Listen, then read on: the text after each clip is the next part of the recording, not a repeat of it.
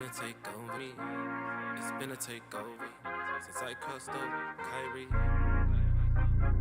I don't glorify my own presence, but if Christ is in me, I'm a whole presence. It's been a takeover, cause I got God inside me. It's been a takeover since I crossed over Kyrie. I don't glorify my own presence, but Christ live in me, I'm a whole legend. Devil trapped me in the web like the internet. I'm forgiven, I don't remember that. Negativity, I don't really be into that. Toxicity, I don't really be into that. Cause I only be really focused on giving back. That's the way you get it back. I don't do the baby food, this ain't similar.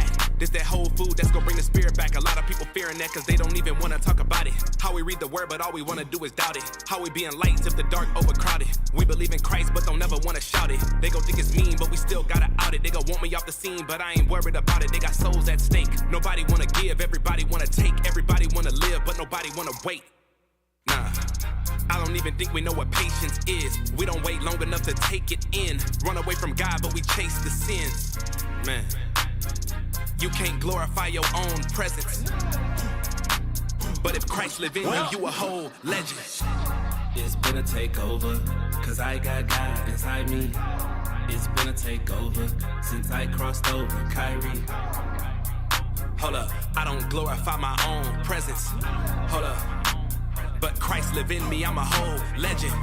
Hold up, hold up, hold up, Christ live in me, I'm a whole legend. Hold up, hold up, hold up, Christ live in me, I'm a whole legend. Hold up, I don't glorify my own presence. Hold up, hold up, hold up, Christ live in me, I'm a whole legend. Never die. You can't see the blessing if you never try. If you ain't got faith, you'll never fly. And I don't rap it if it don't edify. When you feel like you fail, give a better try. And remember, the devil gon' only tell a lie. Put the flesh to sleep, sing a lullaby. Every time you defeat it, the soul come alive. When they show jealousy, keep showing up. When they showing you hatred, keep showing love. Every time they go low, you could go above. Every time you on the road, they gon' know what's up. Every day is going up, tap into purpose. That's the only way you scratch the surface. Gotta scratch the serpent, gotta catch the person you was born to be. Anybody say you can't do it, say pardon me. This is a part of me, this why God called on me. Can't do it partially, gotta give all of me. I am not here for no handout, but when God call me, I'ma have my hand out. Show me what your plan about, that's the way to stand out. Gotta show him that you need him. And when you receive, you gotta make sure you don't leave him. It's been a takeover, cause I got God inside me. It's been a takeover since I crossed over Kyrie. Hold up, I don't glorify my own presence. Hold up, but Christ live in me, I'm a whole legend.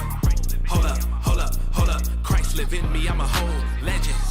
Hold up, hold up, hold up, Christ live in me, I'm a whole legend. Hold up. Welcome. Happy Tuesday. What's going on, Tyree? I see Tyree in the building. I see KF in the building. I see people over on Rumble. Kick, we over on Kick now. Make sure to hit that link and give me a follow if you ain't over there yet. Trying to get 75 subs. So or 75 followers so I can start getting subs. You know what I'm saying? We on Twitch, we on Facebook, we everywhere right now. We are everywhere. We will be starting as usual in 2 minutes. Get your drinks, get your snacks, use the bathroom, and I'll be with y'all in a second. The truth, yeah, showing off. Yeah, I promise you never took a loss. If I'ma tell it, I gotta tell it all. Wait a second, let me brag on my God. Hear the truth, I ain't just telling y'all. You can count it, he never took a loss. And if I'ma tell it, I gotta tell it all. Hold on, wait a second, let me brag on I love my God to keep them bands on me. And you may say I'm tripping, I'm your fan only. I love the time that we be spending low-key. And I know they rockin' with me when it's hands on me. Oh, this is all I know. I know you're riding with me when the times get low. So I be on a mission to your plan, I go. And I can tell you vibe with me. Oh, you protect me from every weapon. And every lesson there's a blessing. And there's a reason why I'm rapping. Hold on, wait a second, let me brag on my God. Hear the truth, yeah, he be showing off. Yeah, I promise he never took a loss. If I'ma tell it, I gotta tell it all. Wait a second, let me brag on my God. Hear the truth, I ain't just telling y'all. You can count it, he never took a loss. And if I'ma tell it, I gotta tell it. Hold on, wait a second, let me brag on my. Every time I think about your love. Ooh, welcome welcome. Happy Tuesday. I hope y'all had a wonderful, blessed day today. I just got one question for y'all. Did y'all pay y'all taxes? Are you right with the IRS? Ponder on that real quick while Trunks goes ahead and plays my intro.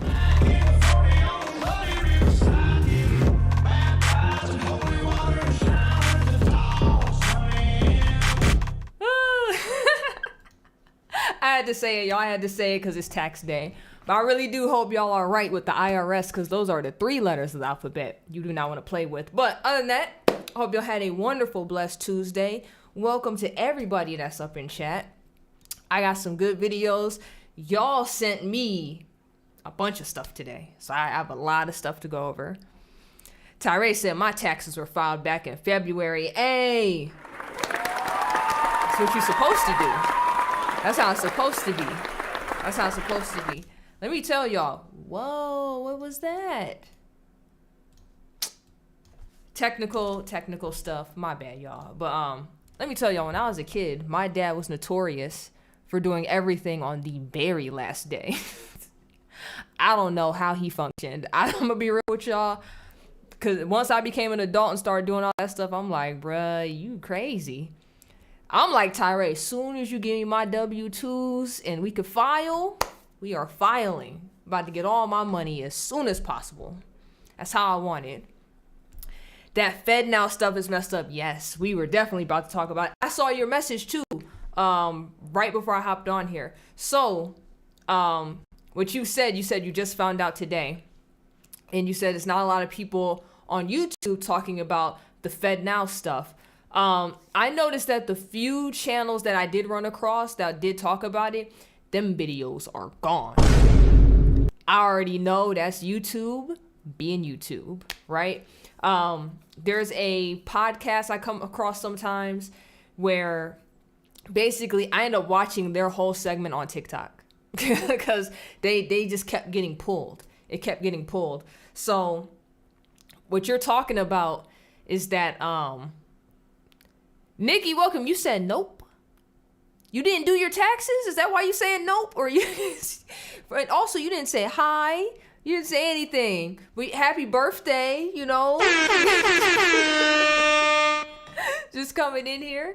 But what was I saying? Oh, the FedNow stuff. So do you know they already actually started implementing that whole setup of digital currency only and digital payments? They've already started that, I think, like last month with all the federal parks. So if you go to like a federal like national park or something, you can't use cash anymore. And all of that is just slowly bleeding into what Tyree shared with me. So actually, let me go ahead and pull that video up since we're talking about it. Because we got the video. She sent me the link to the site, everything. Yeah. So we're going to watch the video first because it's only 3 minutes. And then from there, I'm actually going to pull up the site. So let me actually pull that up now so I don't have to do all of that while we, after the video. And let me make this bigger for y'all real quick. Boom. There we go. Nikki said, Happy Easter. Happy Easter, Nikki. I have a question. About that. So yesterday, when you guys were saying Easter goes on for another 40 days, I had this random thought when I woke up. Is that because when Jesus resurrected, he walked for like another 40 days? So is that why you guys celebrate longer than like the average person? Or like, how does that work? I was just curious. That's kind of like a thought I had in my head. But while we're waiting for that to be answered, this video is under 4 minutes. This is literally about what the FedNow program is going to be. The Reserve is considering a digital dollar. The implications for privacy and freedom are frightening. Hello, I'm Steve Forbes, and this is What's Ahead, where you get the insights you need to better navigate these turbulent times. Central banks around the world are examining whether they should create digital currencies. China is gradually enrolling one already. Japan may launch a digital yen by 2026. India is moving ahead in this front. The Federal Reserve is on the bandwagon here, where experiments and studies are already underway.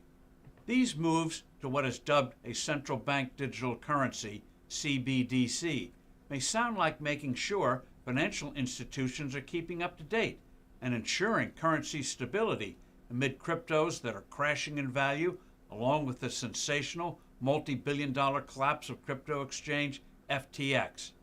Now, advocates say CBDCs will help central banks better fight inflation because they'll have more direct control over the money supply, that it will sharply speed up transaction payments between buyers and sellers in the marketplace, where settlements, most particularly if they cross borders, can take days before a payment clears and you can access your money.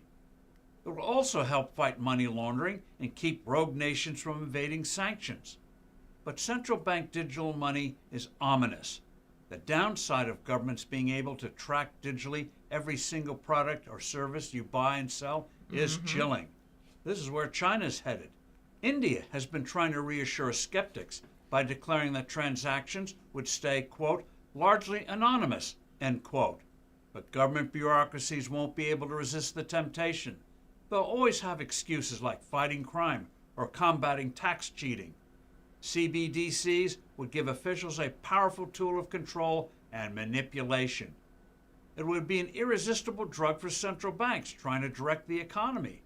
If they think the economy is overheating, they could freeze a certain percentage of your cash. Or if these poobahs decide that things are too slow, they could punish people who, they conclude, are saving too much. Spend it or lose it, they could decree. If you have undesirable political views, you might not be able to access your money, since traditional cash would be outlawed and your digital cash would be in a government-approved digital wallet. Digital cash would even allow governments to fine-tune monetary policy with individualized interest rates. Then there's the all-too-real challenge of security. Digital cash systems would be a hacker's delight. The treasure trove of data governments would have on every aspect of your life would be breached. As for speeding up payments, that can be achieved with improved electronic transfers. The Federal Reserve already has an experiment with that underway called FedNow. Congress should immediately hold hearings on the subject of central bank digital cash and ban the Fed from creating a digital dollar. Government digital cash is a formula for tyranny. I'm Steve Forbes. Thanks for listening. Do send in your comments and... So, because I saw the comments, I just wanted to wait for him to finish talking since it was a short video. So the answer, I did ask a question before all of this, but Nikki said until Pentecost. I think you said that. One of you said that yesterday. Okay. All right. So Tyree makes a point. She said, it's interesting that Forbes is the one who is saying this since they are more progressive. Yeah, that is interesting. Because they're the ones that can see this. So you notice how he was saying how once things are digital, they can kind of do whatever they want. They can hold your money. They could penalize you for saving too much, things of that nature. I believe we are going down the rabbit hole of them doing exactly that. Because in China, and I wonder if I could find this too. I should have it bookmarked. But a while back in China, they actually, here it is right here. What they did, and this isn't recent, so this is what this person got wrong, because there was like actually some Chinese people in this comment section saying this from years ago.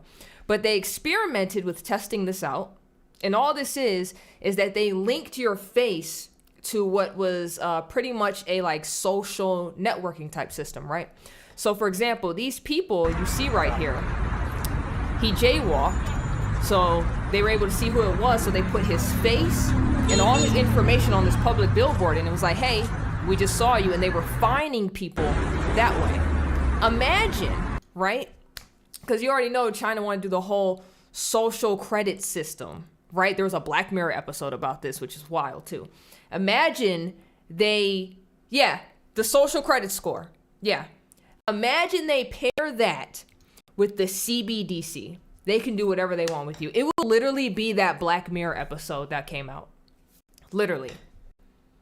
You do anything that's wrong, not only will your social credit score tank, but they're taking the money right out of your account. And imagine you just trying to get groceries, you just trying to feed your family, and now you can't. And now you can't do any of that. They're going to definitely link this with that. I promise you. Them sitting there like, oh no, we would never do such a thing. We would never monitor your spending habits. Why would we do such things? It's like, well, why do you need this to begin with? Why do you need to do any of this? I already know what it is. Highlight this, add it to disgruntled AI. Hey, we was just talking about it yesterday. Somebody, AI almost took us out. Imagine AI just get mad and be like, you know, humans are stupid. I'm just going to drain all the accounts. I'm going to just delete everything. There's actually the people who create all the AI. A guy came out and he literally said the term for it is a digital black box for what they can't explain when AI just starts learning and doing things on their own that they never taught it. So the guy interviewing him was like, whoa. So you mean to tell me they could just like learn and do things on their own and that don't scare you? And he's like, oh, you know, we don't know how the human mind works, so it's kind of the same thing. No, bruh. Nah. That's spooky. They gonna get us. They're gonna destroy us. Yeah. The social credit score over in China, they already have it. That's how they were in lockdown for 3 years. Yep. They gonna combine all this stuff. And I see you mentioned the 87,000 IRS agents. I remember when that first happened and everybody's like, yeah, they're going to go against the rich and blah, blah, blah. No, first off, it's meant for all the people that scammed them PPP loans and stuff during the pandemic. Outside of that, because remember, they was talking about we need to know every time you spend more than $600. What? What you need to know all that for? That was never for the rich. That was for the average man, right? Look at this right here. Look at this map. This is where the IRS is going to be auditing more. This is where they usually do the most audits, and now they have 87,000. They have 87,000 agents to do this. All these areas that's highlighted, y'all are screwed. That's not to say it won't happen like in any other area, but it's more so about to happen in all these spots. So you live in any of these areas, you're done for. Good luck. I hope you didn't do anything illegal. All right, I hope you didn't do nothing illegal. Why are they red states? You already know why. They targeting us hard.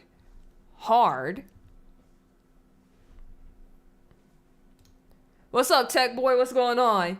You said, why do you hate tax audits? Hey, I ain't got nothing to hide. I have no issues with catching people breaking the law. Lock them all up. All right? Okay? Because do what you got to do. But I'm putting that out there because a lot of average people thought all them agents was going to be going against rich people. They are not going for the rich people. They're getting the common average man, especially the one that was scamming and scheming during the pandemic. It's a wrap for them. It's over. But let's go to this website real quick so you guys can see for yourself what's going on with the FedNow system. So we just gonna start at the very top and work our way down, right? So it says we in the facts, the frequently asked questions, and it says instant payments in general, right? What are instant payments? Wait a minute, hold on, before we get into any of this. Tech Boy said he's really emotionally low today. These Forsaken kids. Oh, you had a bad day, Tech. You want to talk about it real quick before we jump into any of this? You want to talk about it real quick? Ruben Burrito, what's going on over on Kick? How's it going? It's going well, my man. I'm having a blessed day. How's your day been? I hope you've been having a blessed day as well. Or my girl, because I don't know. It just says Ruben Burrito. I assumed you were a guy. If you not, I apologize. But how's your day going? I hope you're having a blessed day too. But yeah, Tech Boy, you want to talk about it? You said you're emotionally low. You okay? You all right? Yeah, Tyrone, they going after all the yard sales and Facebook Marketplace sellers. Yep.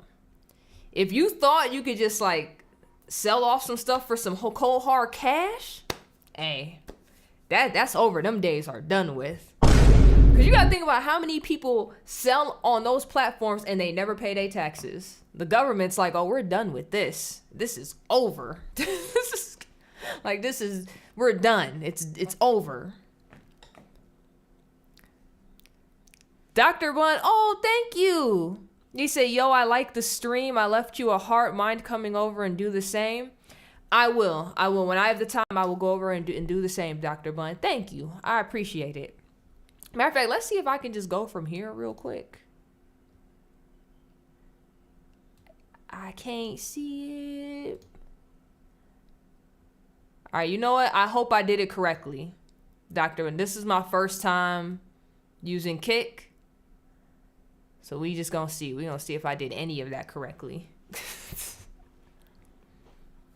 But yeah, they going after all the people that was trying to, what's it called? When you work under the table and stuff, it's a wrap. You ain't working under the table no more with this new system.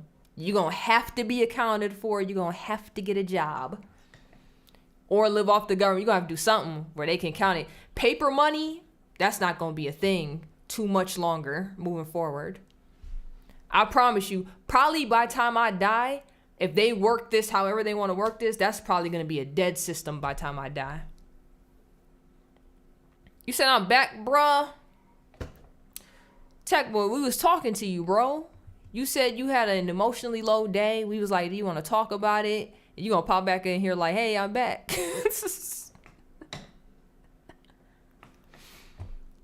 You said these nerd wells, hyper Christianity is over.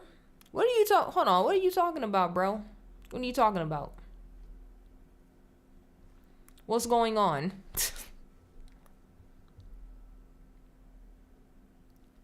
You said good. Hold on. I'm gonna just let you type everything. All right. While you typing real quick, I'm gonna read the instant payment stuff real fast. All right. All right. We gonna do this. Instant payments. So instant payments will allow individuals and businesses to send and receive payments within seconds at any time of the day on any day of the year, such that the receiver of a payment can use the funds almost instantly, just like that. So, for example, you can do this for like PayPal right now if you want to do like an instant transfer, but they charge you for it, right? Because the money's not actually like really there. So you got hit with that fee because you playing with their money for the day till they get yours like the next day. So this is what instant payment is going to be. It says, what's the difference between faster and instant payments? So it says, although the term faster payments broadly describes what the FedNow service will deliver, so basically payments that can be sent and received within seconds at any time of the day, on any day of the year, such that receiver can use the funds almost instantly.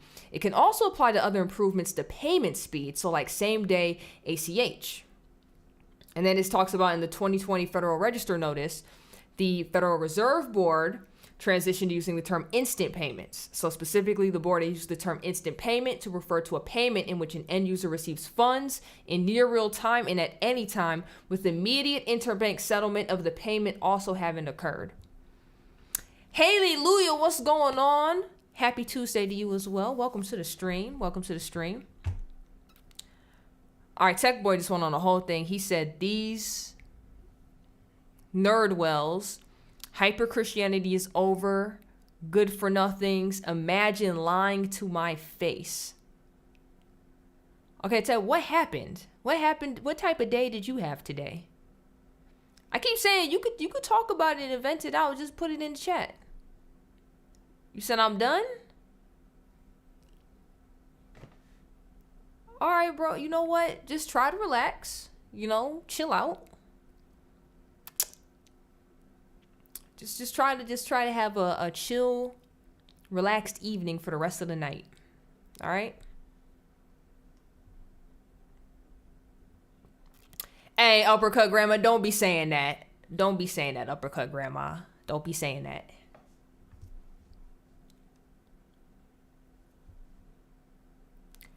All right, so then it goes on and says, what benefits do instant payments offer? So it says, beyond speed and inconvenience, instant payments can yield real economic benefits for individuals and businesses by allowing them to make time-sensitive payments whenever needed and providing them with more flexibility to manage money. So they're basically trying to sell this to you guys. They're just like, oh, you can get everything same day, no matter time, whatever. You get money whenever you need it, and then you can use that money to do whatever you want, right? But as we saw in that video, there's a good chance that is not happening in the slightest. This is how they trying to sell this to us.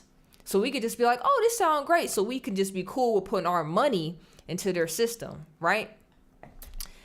That's not happening. That's not happening. I'm telling you, that whole social credit score system, they about to combine all of that. They're going to be tracking what you're spending. Just like the dude on Forbes said, if they want to handle inflation, they could be like, hey, y'all not going to have access to this type of money. Oh, you said all you do is save, you're not spending? That's a problem. We're going to have to fine you for that. I'm telling you, it's going to turn into all of that. That's all it is. This right here is talking about the other countries. So they talked about that in that video as well. Down here, it says Federal Reserve actions to support the instant payments, right? So it says, in addition to FedNow service, what other actions has the Federal Reserve taken to support the development of instant payments in the U.S.? So look right here, it says, since 2013, there have been several collaborative initiatives between the Federal Reserve and industry stakeholders on strategies for improving speed, safety, and efficiency of the nation's payment system. So they've been working on this forever. They've been plotting this for a long time. You know what I'm saying?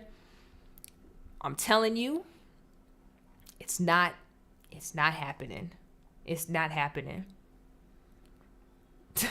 Tyree hit him with the NANI? I had to play it just because I saw it right in the chat. Basically, all this talks about, they're just selling it to you. It's like, why are we doing faster payment systems? Why are we doing this? Why are we doing that? Now it's talking about, why doesn't the Fed use its supervisory or regulatory authority to influence the development of it, right? And then it says right here, the Federal Reserve Board does not have plenary regulatory or supervisory authority over the U.S. payment system. Rather, the board has limited authority to influence private sector payment systems in specific circumstances. Instead, the Federal Reserve has historically exercised significant influence in the U.S. payment system through the Reserve Bank's provision of payment and settlement services to depository institutions. This operational role has helped to promote payment systems in the U.S. that are ubiquitous, safe, and efficient. This a whole lie. We may think this is, but there's been many a time. How many of y'all have ever had y'all stuff hacked? People done stole your money. It don't matter what system it is, right? Chime, PayPal. Also, the whole safe and efficient part and all that other stuff, ubiquitous. How many times have y'all been screwed on these platforms too, where you try to be like, hey, my stuff was stolen? How many of y'all got that back if it wasn't like with an actual bank? And even with a bank, you only covered for so much. But if you ever use like Cash App and all that, how many stories have you heard about people being screwed with all that? No, this is horrible. This is a horrible system. Yeah, you see this? The narrative is real. All of this is real. You notice they haven't brought up that as taxpayers backing this. Yeah, because they're not going to bring it up. They're not going to bring that up at all. They'd be crazy to. Yeah, remember, inflation is man-made by our representatives. Y'all are on it tonight. And it says the government has been hacked at least 3 times in the last 20 years. Oh, you already know. They get this system set up. All of our money is now digital. Somebody's hacking something. I promise you. Stuff gonna get hacked. If you ain't got to worry about the government screwing you over,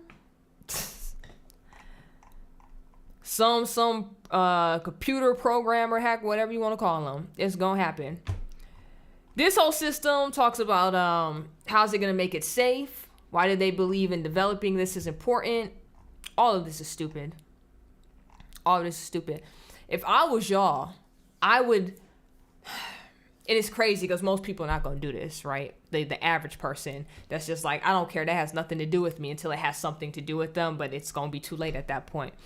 We have to just like, and this is going to be hard because most people don't even use cash anymore. We're going to have to keep using cash and let them know that we're not going to stop using cash. Because we at a point now, think about it. And I mentioned this before in a live stream. Remember during the pandemic, when they was trying to make it seem like cooties was so bad with the whole COVID-19 going around, right? How many places did you go to buy groceries or essential items, whatever, during that time period? And they was like, sorry, we can't take your cash because, you know, of COVID. It's like, what that got to do with you taking the money, right? It was like your money was tainted. How many businesses was like, yeah, card only, digital only? That's where we've gotten to. I done seen videos now. There was a dude that went to a Starbucks and he went to go get a cup of coffee and he went to go pay them with cash and they were like, sorry, we don't take that. And he just looked at them like they was stupid. He was like, what do you mean you don't take, this is cash. You don't, what you mean you don't take cash? Sorry, sir, we only take cards only. And he just looked at them and he was like, okay, well, here's the money. And he laid it down on the counter. It was proper change and everything. And he was like, I'm gonna take my coffee because it's not like I'm not paying you. I just don't understand why you're not taking this. And they were like, no, we don't take cash. And he was like, no, he's here. You're gonna do something with that. You're gonna do something with that. Tips are done. Facts. Tips. Homeless people. How many times have you seen a homeless person and just be like, here you go get you something to eat? That's about to be done for. What else? Tyree said instant reparations. Hey, you already know what's gonna happen. How many hackers gonna be like, hey, I want my 40 acres and a mule? They gonna straight hack that whole system. It's over. You use cash, you pay your tips in cash. That's what's up. That's something I got to get better at. I don't mind tipping, but like the average person, a lot of times I don't have paper money on me. That's gonna have to start changing. I'm gonna have to start carrying cash on me again. Cause I think I stopped doing that really because of the pandemic. Yeah, because nobody was taking cash. So it's like, what am I walking around with cash for if nobody's taking it? I just got to go back to cash now. It was so funny too. I remember during that whole time period, cause nobody was taking cash. So I just like, I put it in like a little safe in my house. And I remember some kids came by and they asked if they can like cut our grass or something, or rake the leaf, something like that. Whatever they was trying to do. It was like 5 little kids. As soon as they was done, I just gave them $40 cause I didn't, all that cash had been sitting there for so long. They little eyes lit up so hard. They were like, oh, you gave us $40. I was like, well, yeah, you know, I didn't think much of it. They was at my house every day. That's just like, there's like, yeah, you got anything else for us to do? I'm like, you already did it. You already did it yesterday. Ain't nothing else for y'all to do. Y'all good. I'm not gonna give y'all $40 every day now. He said gold and silver became worthless. Just like these beans and chickens is 100. Look, we gonna get to the point where I'm telling y'all right now, go get you some land. Go get you some land. Go get you a farm. Get you a garden, right? You're gonna have to find other people with the same thing. Y'all just gonna have to swap. You're gonna have to go down there. Hey, how you doing today, Mr. Johnson? It's okay if I get some chicken eggs for you today? I got a basket of fruits and veggies for you now. That's gonna how it's gonna have to be. That's just moving forward. That's how it's gonna have to be. You know what I'm saying? Like, you're gonna have to be exchanging stuff with people. Be like, hey, I got a sack of potatoes. What can I get for that? Cash done. Cash done. I'm telling you, the best places to live is not gonna be a city. Go ahead and get you some space out in the country. Go get you some acres. Go get you some land. Go get you a nice little pantry. Stock it up. Go make you a little survivor kit in case a whole emergency happens. You got a bunch of food tucked off to the side where you could just live. You will be all right. I'm telling you, that's the life I'm about to live. I can't wait. I can't wait. You said, nah, when the government cuts people off, I'm stocked with Charmin, with the aloe, the TP. Tyree just like, yeah, I know what y'all want. You want some of this right here. It's like, you're going to have to give me 2 cows to get 2 rolls of this. This is gold. That's exactly what it was during the pandemic. People was tripping. They talking about, oh, this virus about to kill us. And they was buying toilet paper. It's like, I didn't get that correlation at all. It's like, so this thing that's about to kill us, but you need a lot of toilet paper for your butt. I don't understand that in the slightest. I don't know why people was tripping so hard off of that. It was crazy. All of it was crazy. Tech Boy, you said, how are you on this fine day? Tech Boy, I'm good. How are you today? You came in here and just ranted real quick and bounced. Are you okay? You all right? What you actually, you know what you want to watch? What you want to watch, Tech Boy? We could watch what you want to watch real quick.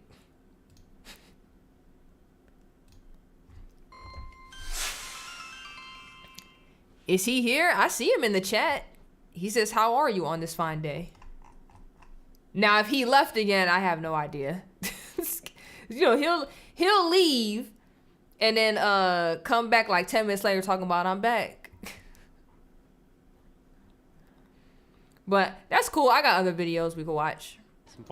There's actually another one that Tyre sent me. I actually saw this last month, and I don't think I ever played it on live stream because I think I forgot to add it to my list. Because there'd be times in the morning where I'll come across videos and watch them, and then I'll forget to add them to like a playlist that I use with you guys when I'm live. But we can go ahead and watch this one. So this is from Red Pen Logic. This is actually one of my favorite channels for Christian apologetics. So if you guys are into that, I highly recommend subscribing to this channel.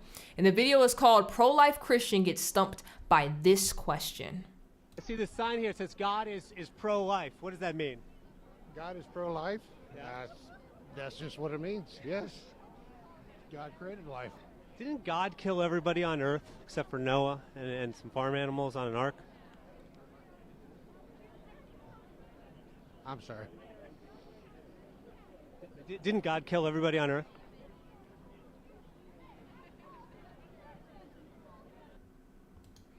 All right, so before he gets into it, because I saw this already, what annoys me when people ask that question, when and you're gonna hear this a lot if you ever go to like a pro-life rally, right? You're always gonna get that one person be like, "Oh, well, what do you mean God would hate us if we murder our babies? Didn't God kill everybody?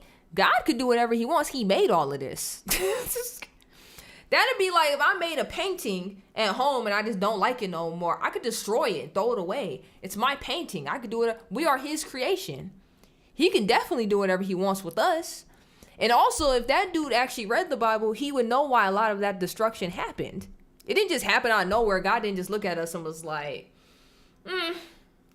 you know, everybody's been listening and doing what I want, but I think I'm just gonna wreck it and just like fireballs and floods and stuff. That's not what happened. That's not what happened. But we don't let the dude get into it. We don't let the dude get into it real quick. The video starts with a question. I see the sign here and it says God is pro-life. What does that mean? Now that's a fair question. And unbelievably, the man holding the sign doesn't seem to know what his own sign means. Yeah, this right here. This is how we can get deeper into scripture and better understand the character of our Lord. Facts. This is great because you're going to always come across it, even if your whole thing isn't apologetics, right? Even if it's not apologetics, you're always going to come across that one person that just starts asking questions off rip, right? Now, whereas our faith, whereas we are cool with everything we are doing, they just going to keep going and then try to down you. And that's going to make you feel a certain way. You might shut off like that dude did. I'm not going to lie. Recently, I was answering somebody's questions and it just kept getting to the point where, because they weren't really listening like that, I just kept telling them, I was just like, hey man, I know you're not going to, I was like, I know you're not going to listen. That's okay. It's not a big deal. I kept trying to dead the conversation. They kept going and I went mute like that guy did, but it took a while for me to get to that point. It wasn't like immediately off rip. And even then, it was just kind of like, why are you quiet? Why did you get quiet? Why'd you do? It's like, well, because I'm over it. You know, you're not listening. You don't believe. No matter what I say is goofy to you, it's kind of a waste at this point, you know? But, yeah, and this right here, these questions are healthy for better understanding our faith. Yeah, they are. Now, if the person listens or not, that's on them. I don't know how like y'all tolerance level is, but maybe that's why that guy shut off from jump. Maybe his tolerance level ain't that high and he was gonna snap, and he's like, for me not to snap, I'd rather not say nothing. Now, there's a liability of using slogans like this, whether it's pro-life or pro-choice. Slogans are easy to misunderstand and misrepresent. For example, if someone says they're pro-choice, that doesn't mean they're always for every choice. They might be against choosing to drink and drive, for instance. The label pro-choice refers to something specific, the choice to have an abortion. Likewise, if someone says they're pro-life, that doesn't mean they're always against killing. For example, they might believe killing is justifiable in the case of self-defense or capital punishment. Having said all that, let's try to answer the original question. What does God is pro-life mean? Well, if we're being charitable, it probably means something like God is against abortion, humans intentionally killing unborn humans. Unfortunately, the interviewer exploits the ambiguity of the slogan and assumes it means something like God is against all killing. Tech Boy, this is a Christian apologetics person. His channel name is Red Pen Logic. So I highly recommend subbing to his channel. Notice the follow-up question. Didn't God kill everybody on earth except Noah and some farm animals on the ark? You see what he's doing? He's trying to show an inconsistency. How can you say God is against killing, yet God kills people? There are two big problems here. First, this falsely assumes God is against all killing. He isn't. And second, it falsely assumes God is always beholden to the exact same rules we are. He isn't. Let's take a closer look at the second one because many people are confused about this. Many people think that if an action is wrong for a human being, then it must be wrong for God too. This treats God as if he's a human being just like you and me. But God... Hey, this is another good channel too if y'all ever get a chance to check it out. Inspiring Philosophy. Mike Jones. Who? Mike Jones. Yeah. You know what? It's probably... Y'all probably don't even get the reference. If you're not old enough, or if you're too old, you probably don't get the reference of that. God isn't like us. He is the perfectly good creator and judge of the world. And therefore, God has a role and authority to do certain actions that are right for him to do, but would be wrong for us to do. Maybe an illustration will help. One of my favorite apologists is Amy Hall. She says, if I were to lock you in a building for a decade, my action would be morally wrong, even if you were, in fact, guilty of something. But if the government were to rightly convict you of a crime and lock you in a building for a decade, its actions would be good and just. Notice it's the same action in both cases. So what's the difference? Why is it wrong for me to lock you up against your will, yet good and just for the government? The difference is in the government's role and authority. Amy Hall goes on to say, now apply that principle to God. Just as there are ways that the government can act that are good and just, that would not be good and just if I were to act in those ways, so there are things the ultimate being in the universe can rightly do, such that if any fallen finite human being did the same things, we would rightly recoil. I think one of those things is taking life. The Creator has absolute authority over all life. That means he can take life whenever he wants. But human beings don't have that same authority unless given to him by God. In sum, just because God can rightly take life doesn't mean you can too. Facts. Facts. Every year. Whoa, and it just kept going.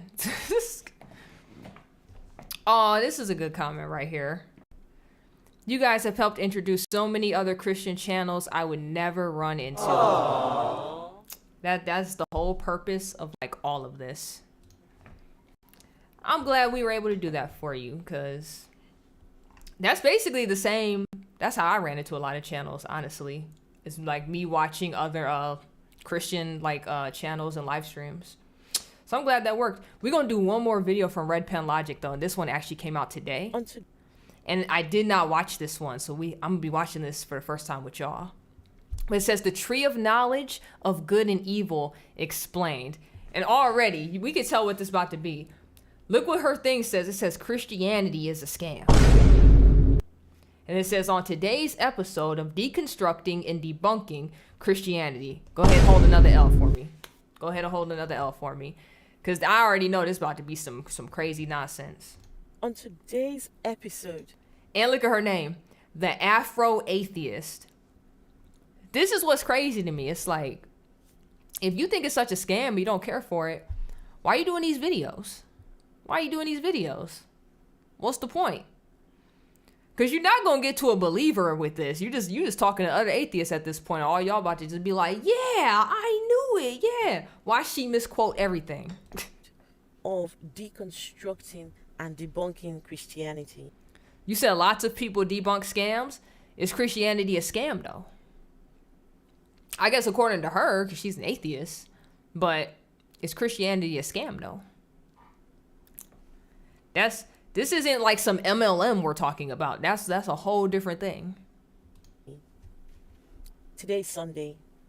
They have gone again to go and worship Jesus.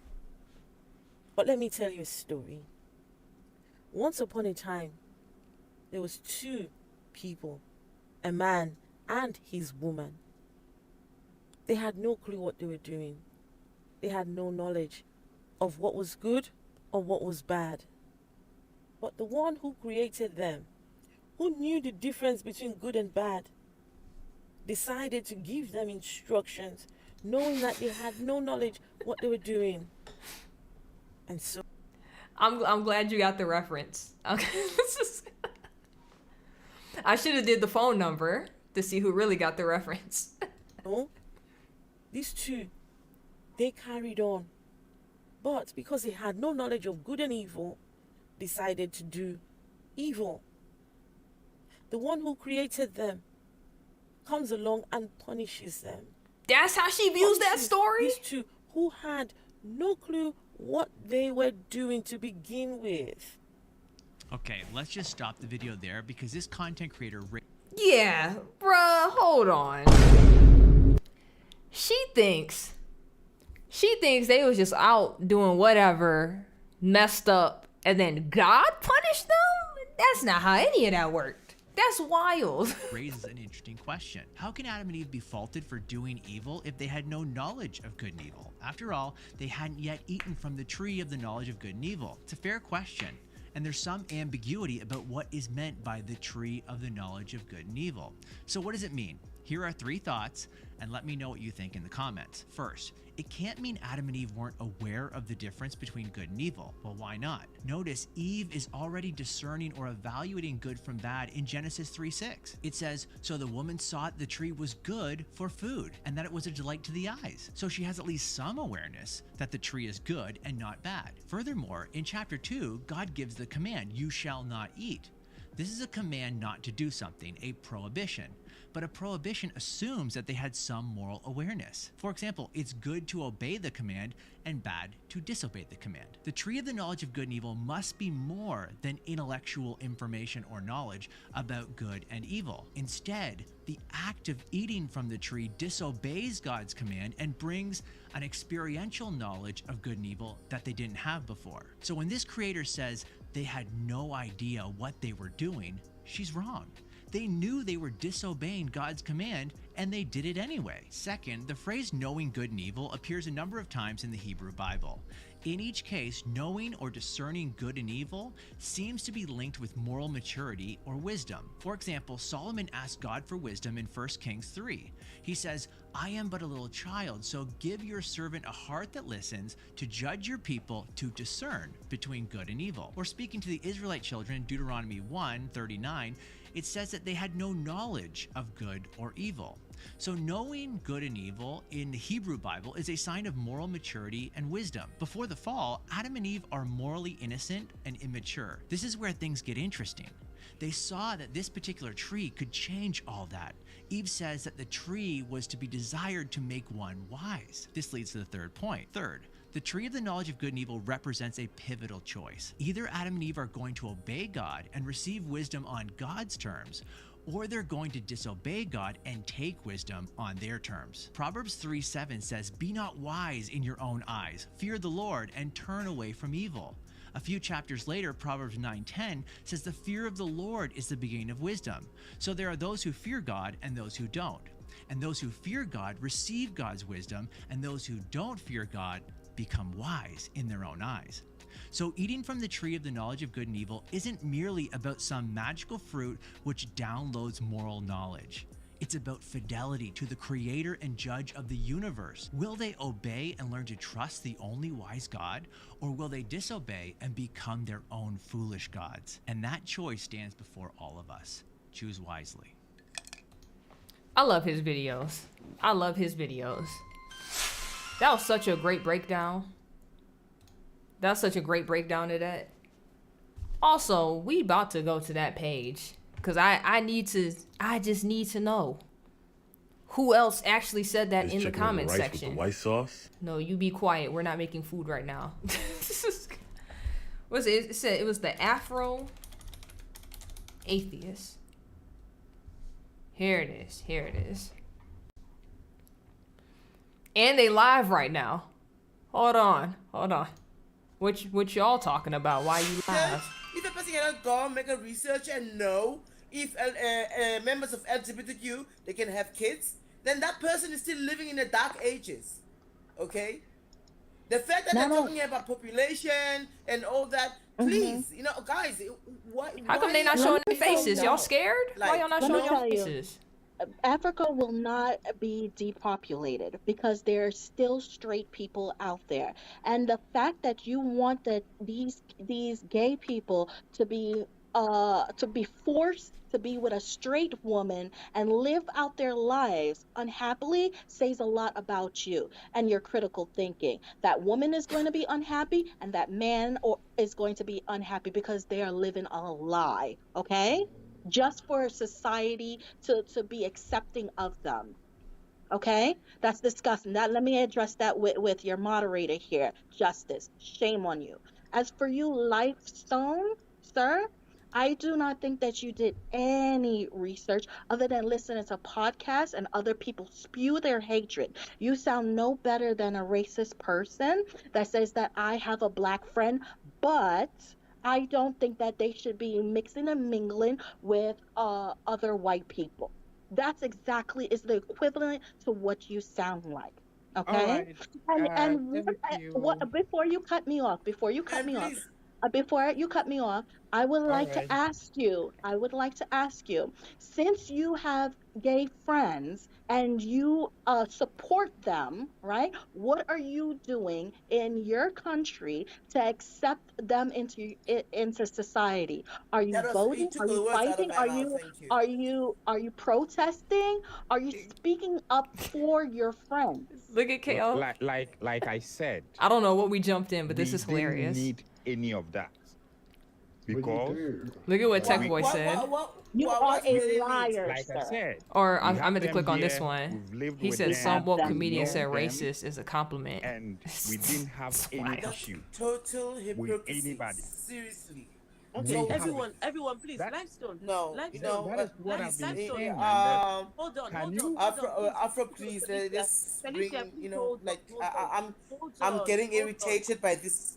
I'm really getting irritated by it. Hold on a second. I'm getting irritated by this. Important question to ask you. All So, right. if in 10 years your child comes to you and tells you, "Daddy, I think I was born in the wrong body," or "Daddy, I am gay."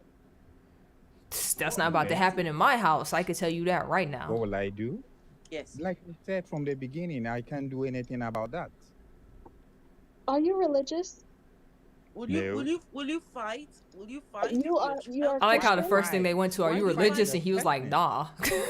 They thought they was about to do something. Will you? No, I don't know. No. My You're not listening to explanation. my question. Just hold on. Yes. Let me just my question. Mhm. Would you fight for your child to have their rights, human rights to love?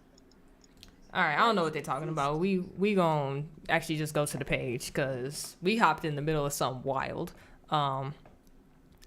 You said, sheesh, my friend won't even go to the go-kart track with me. I'm ruined. Why don't I want to go to the go-kart track? Go-karting is fun. Tell them to get it together. You said to Google, now you're talking phones. Tech Boy, you just be zoom. All right, here we go. So Tyray said for the first Red Pen Logic video, First Chronicles 22, 8-19. This talks about why David was not allowed to build the temple of the Lord. Let's look that up real quick.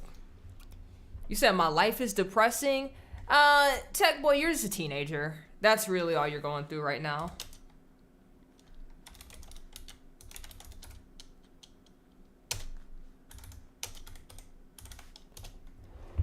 So it's not depressing. You're just, we've all been in your position before. That's all you're going through. You're just a teenager.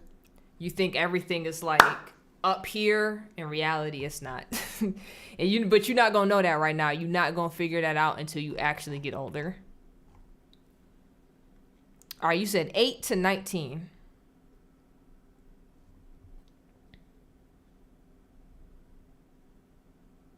Oh, didn't we go over this in the Bible study? Yeah, we went over this in the Bible study. Cause he said, let me build you a house, and the Lord was like, no, I'm good. But this actually goes deeper into it, cause you know, Bible pride, they was only able to go into like so much. Yeah, we saw this in the Bible study videos.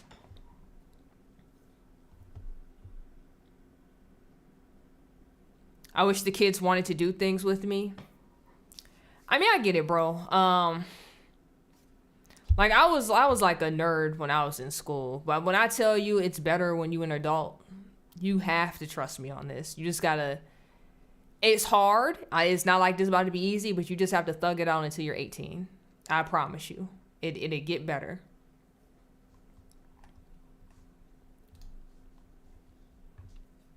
Here, I want to see what else crazy.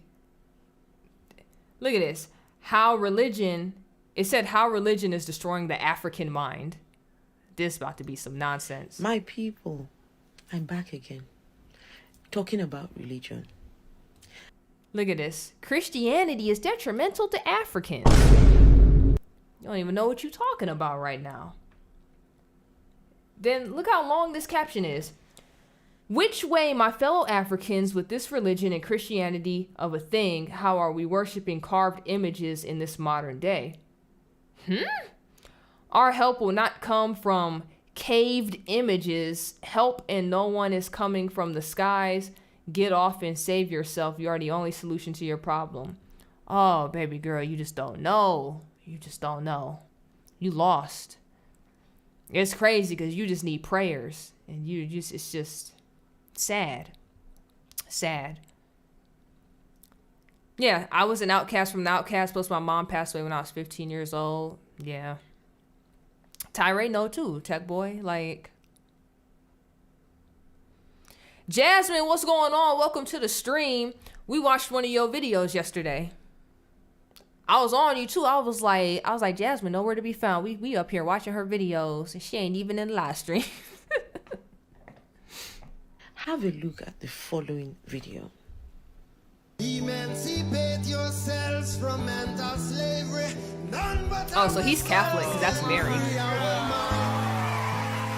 no fear for atomic energy. Yeah, no problem, Jasmine. That can stop the time. Ah, Catholics, this your favorite thing when people say y'all worship Mary.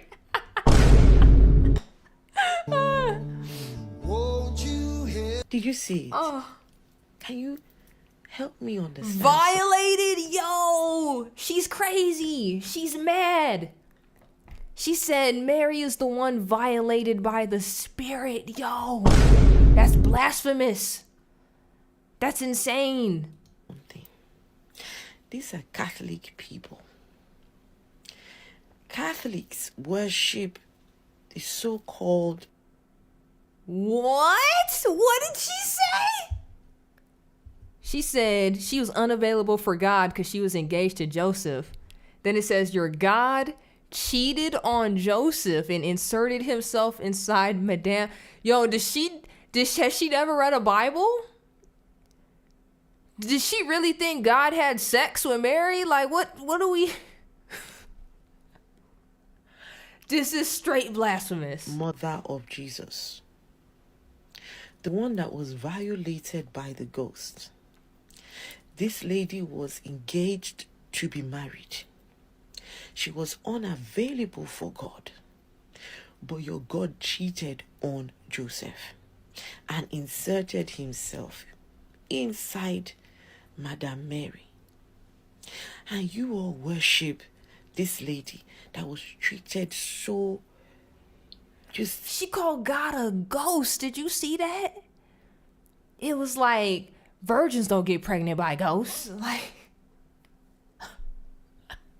she was treated really bad. But Mary was treated so appallingly by your God. Virgins don't get pregnant by ghosts. But here you are, worshipping a woman who was taken advantage of by your so-called God. That you have to now make an image of this woman and worship. How did we get here as a people? How did we get here as a race? That we now worship people that, well, according to the story, I don't believe any of it, but you read the story, people that were taken advantage of by their so-called God. Have you seen the story? Joseph, I pity that guy, Joseph. I pity Joseph. Imagine finding a young girl. You say, I'm going to marry you, you will marry me. Date is set. Very soon they're about to get married. And she comes to you and says, she keeps calling God pregnant. a ghost. Huh? You're pregnant?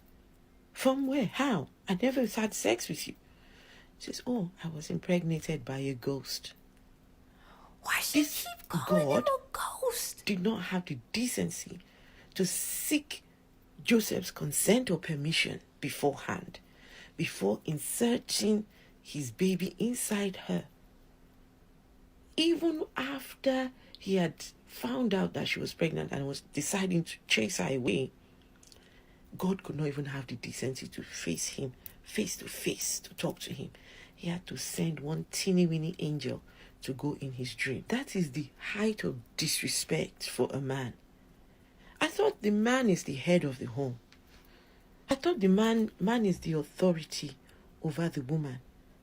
But in this particular instance, the man blindsided completely. Don't give a toss about you. I'm in so much shock I can't close my mouth. Like it won't go. It won't go down. This is wow.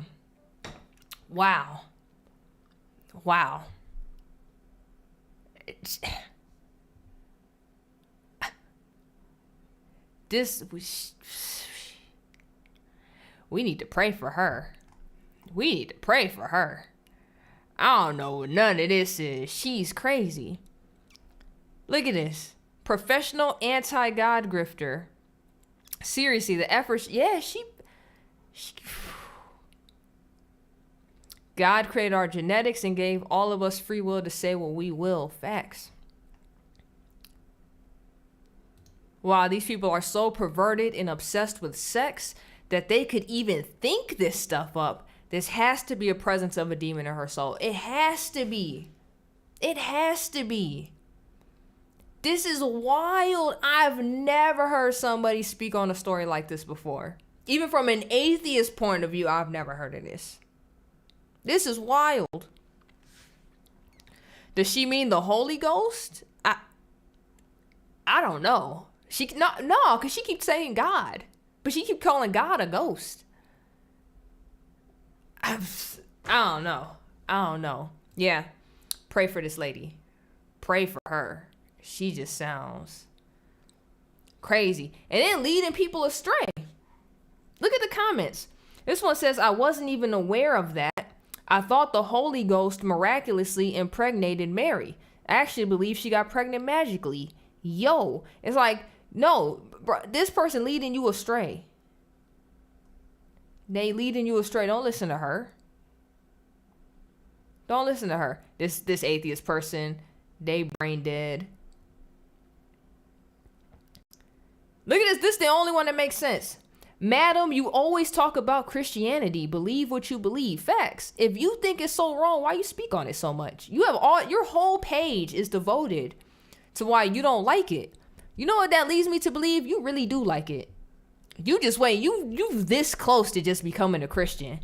You just need that one good person to come in your life and hit you with the apologetics. You will be in a church that very next day, repenting and saved. Your life is about to be saved. This comment right here, I hate this comment. This is one of the biggest lies ever told. As a white person, I hate that they got black people to worship a Bible with slavery in it. So we just gonna forget about all the black people in Africa, where Christianity's been practiced in Africa since like, what was it, like 75 AD or 100 AD or something, that early in time. So we just gonna act like that never happened? We gonna act like that never happened. All right. We just gonna act like black people ain't ever been practicing that. And I want to make this clear too, because I remember I had a conversation with somebody and they was like, that's not what our ancestors did. Our ancestors worshipped the animals and the spirits and blah, blah, blah. And it's like, sure, right? You have your own African religions, but let's not act like Christianity wasn't there at that point either. Like you gonna tell me every tribe did that? Every single tribe? You even have tribes. This is something else I learned from watching that Hebrews to Negroes documentary, right? And that's backed up because they also had Jewish people in there that also said that was true. There's tribes in Africa that literally practice Judaism, but they do not even call it Judaism. And when they was talking to those tribes, they was just like, oh, why do y'all do these certain things, right? And they looked at them, they was like, oh, this is just what our tribe's always done, so we just do it. They don't even realize that they're practicing Jewish customs and traditions. They literally call it something else over there, and it's literally just Judaism, right? So I wouldn't be shocked. I wouldn't even be shocked. Crazy. Pray for those ears her words were heard by. Facts. Facts. Should you write an article? Hey, if you feel it's on your spirit, tech boy, go for it. Go for it. You just prayed for her? Yeah. We all gonna have to pray for her tonight. This poor woman sounds like she may be affected by hoodoo. I think you meant voodoo. Syncretism. Probably. The great dumbing has happened. If God created a woman from Adam's rib, I already know you about to spit. So how hard is it for God to build the connection required to fertilize the egg? Also, genealogies of both Mary and Joseph are in the New Testament. Facts. Facts. Well, she would know if she read the Bible. I don't think she read the Bible. And yes, right here, both led to Jesus. To Jesus. Oh, you're talking about an article about Matt getting hacked. Hold on, what did I miss? Oh, you said Matt Walsh got hacked. His YouTube page or his Twitter? His Twitter? I could already guess why that got hacked. He's one of the most hated conservative guys right now, so I'm not even shocked his Twitter got hacked. It's messed up. It's still messed up. But yeah, you should, that would be actually be a good article to write about. You should write about that. But yeah, I'm gonna hop off this lady. We gonna have to pray for her, cause Catholics, we got another one for you before I hop off real quick. Actually, many Catholics love Mary, Joseph, and saints more than God. Maybe they know deep inside God is evil and those saints are victims like them. Hey, yo, that's actually a new one for me. I've never heard that one before for Catholics.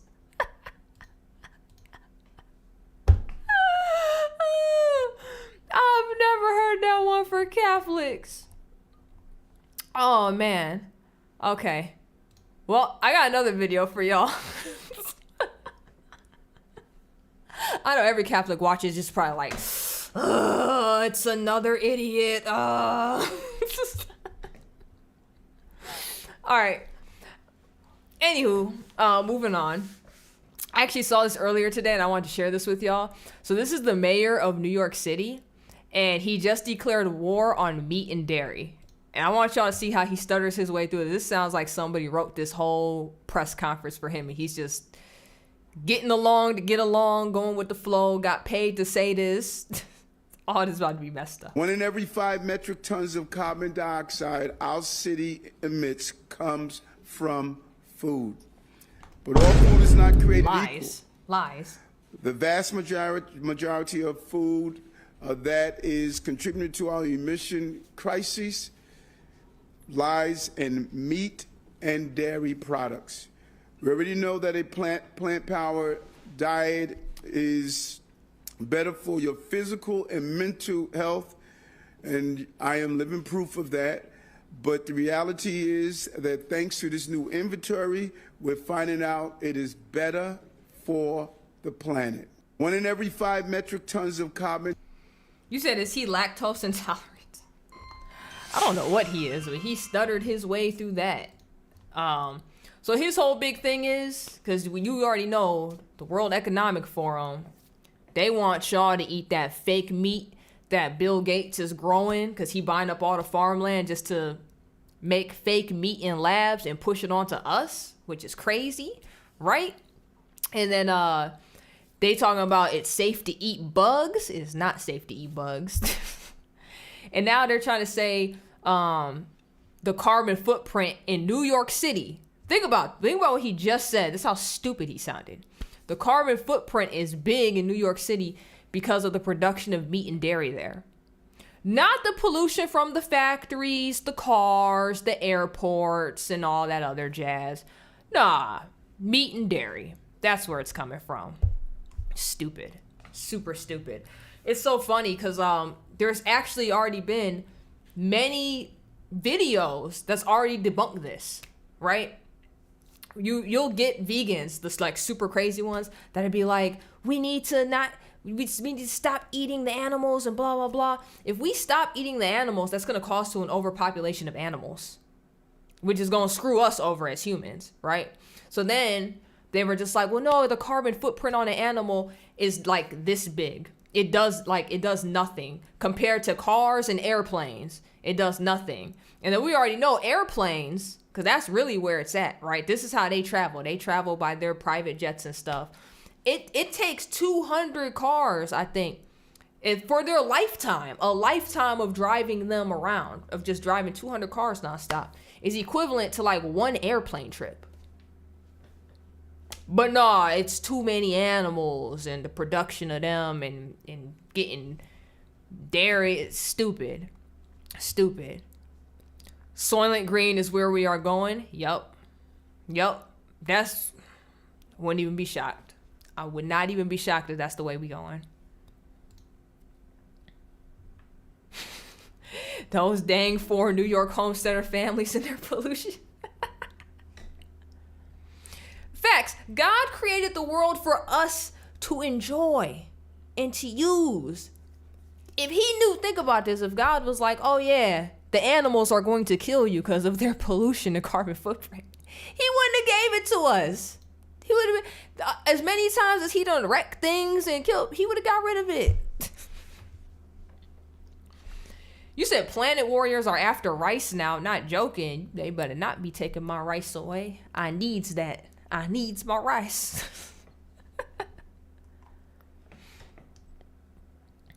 Yeah, this right here. He can't lie with a straight face. He sure can't. He sure can't. He said his partner's thinking about that steak that his partner's cooking for him. Yeah, even he read that and was like, oh, this is some nonsense.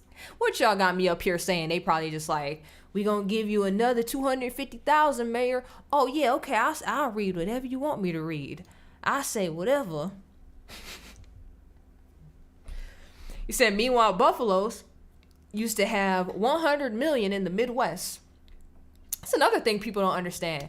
There's so much empty space just in the United States that nobody's living on. That's where we get all the different type of farmland and stuff from. That's where most of the animals be up anyways. Now I really wish I can go back and find those documentaries I used to watch. Cause I used to blow through them. I used to blow through like a documentary a day. And it's just, these people are so stupid. Oh, y'all want to hear another stupid thing? Yeah. This one's really stupid though. This is from good old Pete Buttigieg. Buttigieg? Booty? I'm gonna call him Pete Booty. That sounds better to me, Pete Booty.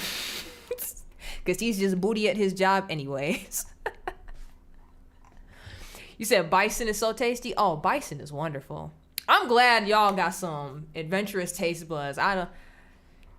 It really grinds my gears when people would just be like, oh, I still eat chicken tendies and french fries and nothing else. Newsmax ran a short piece on it earlier today. See, I'm telling you, they going in a direction. They want us to have the bugs, the Soylent Green, the fake lab meat, because apparently that, according to Bill Gates, he's like, oh, that's way healthier for y'all. It's like, sir, your body looks like a lumpy sack of potatoes. I don't believe anything you have to say about fitness and health. I don't believe it. You are trying to kill us. That is what you are trying to do. You're trying to kill us. Said booty itch. Pete booty itch. All right, this video.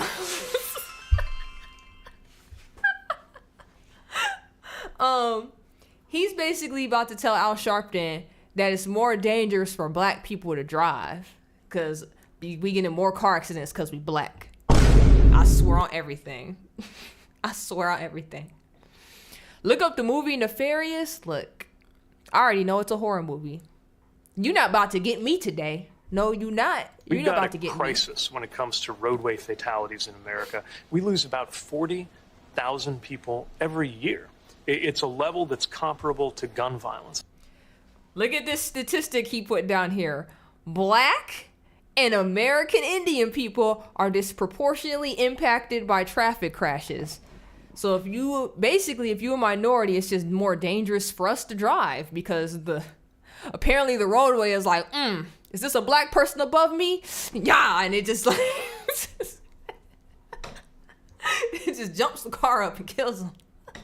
And we see a lot of racial disparities. Black and brown Americans, tribal citizens, and rural residents much more likely to lose their lives, whether it's in a car or as a pedestrian being hit by a car.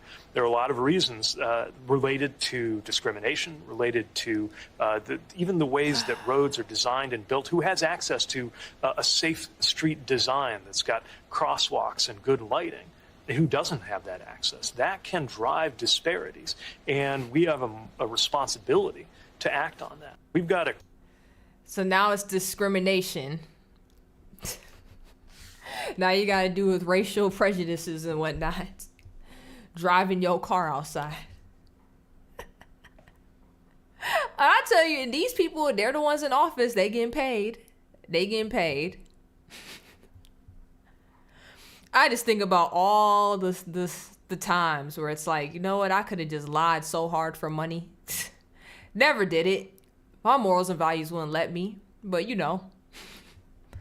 White walnut trees? How dare you? What about the brown walnut trees? Hold on, Tech Boy, he probably not in here no more. I was about to say, what'd you say in your paper? It's like, I feel so discriminated in this white suburb because they have the nerve to call these black walnut trees white walnut trees. It's stupid. It's so stupid.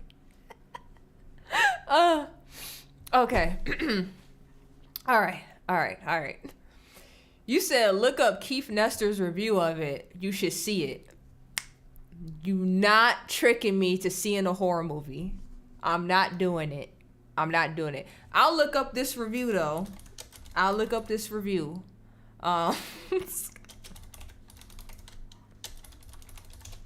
You not tricking me, Haley. It's not happening. It's 15 minutes. Ugh. And there's some spoiler alerts. Okay. Chat, this is for y'all. If y'all are actually about to watch this movie, let me know and I won't play it. At least Tatum says it's not a horror film. Ah, Tyree, why you say that? All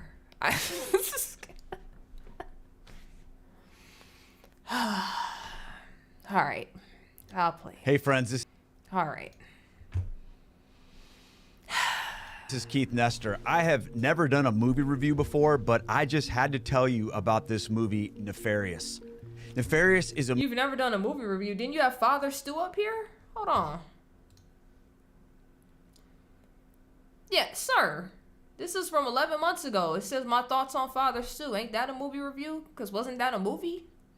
Hey friends, this is Keith All right, Nestor. whatever. I have never done a movie review I think I before, caught but you I in a just lie, had to Keith, tell you but all about right. this movie, Nefarious. Nefarious is a movie... I'm horrorcore and not scared. Just ask Jorge to check it out. He can tell us if it's horror. Man, he'll be up in here so happy. It could be horror. And he'll still be like, oh, no, it's great. Y'all should see it. based on a book written by a guy named Steve Deace of the Steve Deace Show on Blaze TV Network, which happens to be right now my favorite podcast.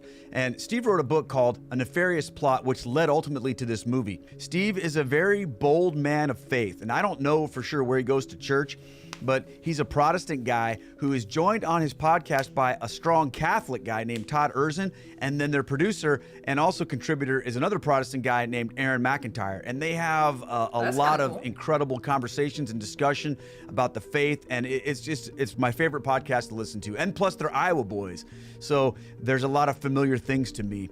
They're based in Des Moines, which is... Yeah, Jorge's great. He is very energetic. I love it. He brings good energy. Good energy. That's a good guy. Only about 2 hours from where I live. Now, this review is not about the Steve Deace Show, but I just wanted to mention to you the context of where this movie comes from. So, Nefarious is billed as a horror movie, and it's got an R rating. Haley. What'd I say before we started this? I was like, you're not about to trick me into watching a horror movie. What did Keith just say?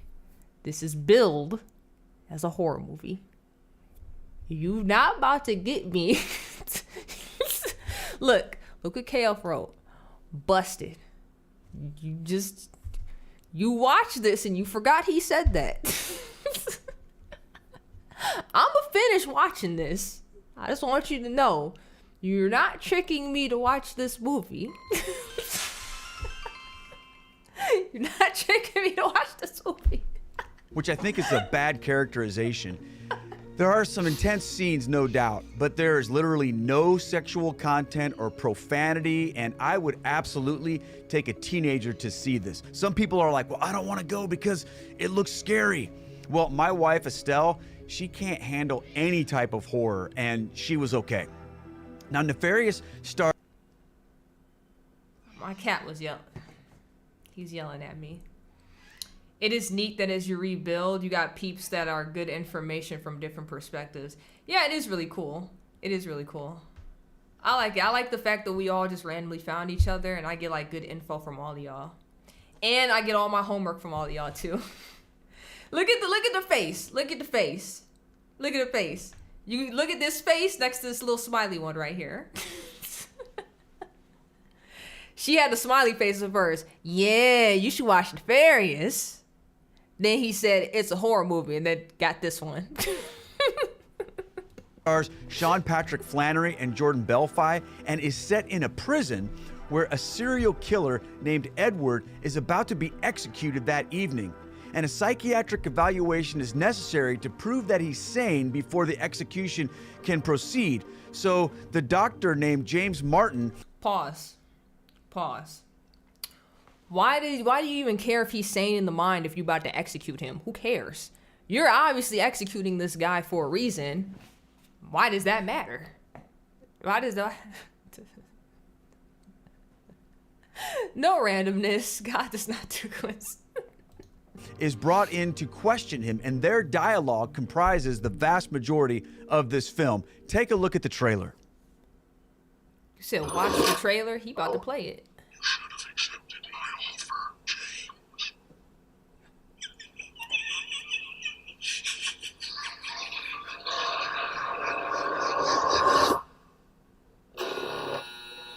Execution scheduled for 11 p.m. He's trying to convince us he's gone insane. He looked like Michael Knowles. And therefore incapable of being executed. I need you to prove he's faking it. Edward? Let me ask you some questions. I'm not Edward. I'm a demon. Demons aren't really a thing. What happened to Edward? We own him. We? He's a mastermind. Oh, they use that pronoun. What did we just talk about? They, them, we, us. That's all up in the Bible. That's how demons refer to themselves. Manipulator. You have your head so twisted around you think you're the killer, not him. And give me something to make me believe you. Prove to me you're a demon.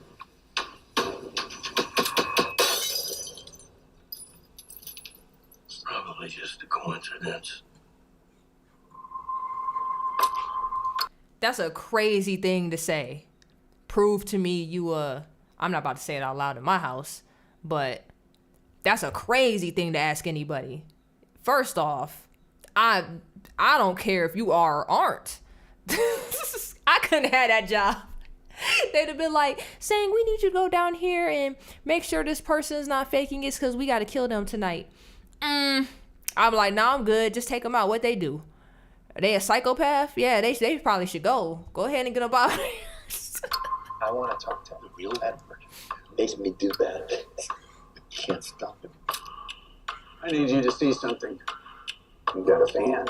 Did the same thing with all his victims. Help me! I'm trying to, Edward, but you have to answer my questions. You have to tell me the truth. It won't let me! It can go away. It can go away. Yes? No. It's starting to happen. Can you feel it, James? Can you feel it? Hurry.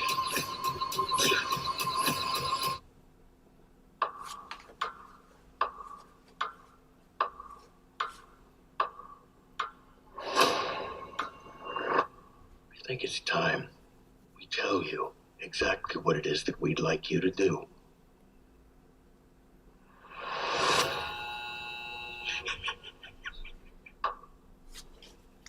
So as you can see, Nope. I'm not watching that. Nah. The only way I will watch this, and I'm not, but I'm gonna tell you the only way I would watch this. My boyfriend would have to be on vacation, and we would have to watch this at the very beginning of his vacation, right? Just so I can mentally deal with this for the whole week he is with me. That way I'm in a better position to mentally deal with it when he's back to go to work. Yeah. Nah. And it's funny because he actually about to be on vacation starting Friday. But I promise you I'm not watching it. And that's really because that's just going to ruin the week for other reasons, right? That's all that is. That's all that is. Because you're not about to ruin our week off. Like, because I didn't tell y'all. I might as well tell y'all before I get back into this video. I think yesterday I told y'all I was going to tell y'all Thursday about next week. So I'm not going to be live streaming next week. But the whole reason I'm not going to be live streaming next week is because I'm getting married on Monday. So y'all just not going to see me. So we just going to be spending our week together. But I promise you I'm not watching this. Yeah, that's going to completely ruin the week. It's not happening. I promise you. None of that is happening in the slightest. I promise you. Oh, thank you. Thank you. I appreciate it. You're getting married? Yes, I am, Tech Boy. Yes, I am.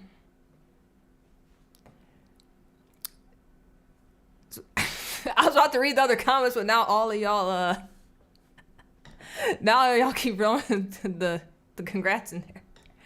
Thank you. Make sure to witness to your boyfriend. Huh? Make sure to witness to your boyfriend. What does that mean? I don't know what that means. I don't know what that means.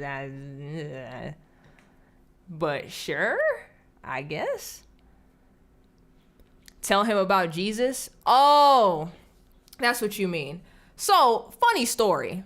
And this is kind of what's actually leading to Monday. So this is like, mind you, I'm the religious one. So, and even I'm shocked about what happened. So Saturday night, we got into a pretty passionate conversation. That's probably the most polite way of saying that. In the middle of this conversation, he turns around and he just starts talking to somebody. And I was like, who is he talking to? And in the midst, it went from us going back and forth to like him just talking. So I'm just kind of like, who he talking to? I got confused for a second, right? I swear on everything, y'all, he turned back around and it looked like somebody kicked him down to his knees. And I got super confused at that point because I was like, huh? And once he got to his knees, he's still talking to whoever he talking to. And he was like, what do you want me to do? And it got quiet for a second. And then he broke out saying every single name of Jesus you could think of.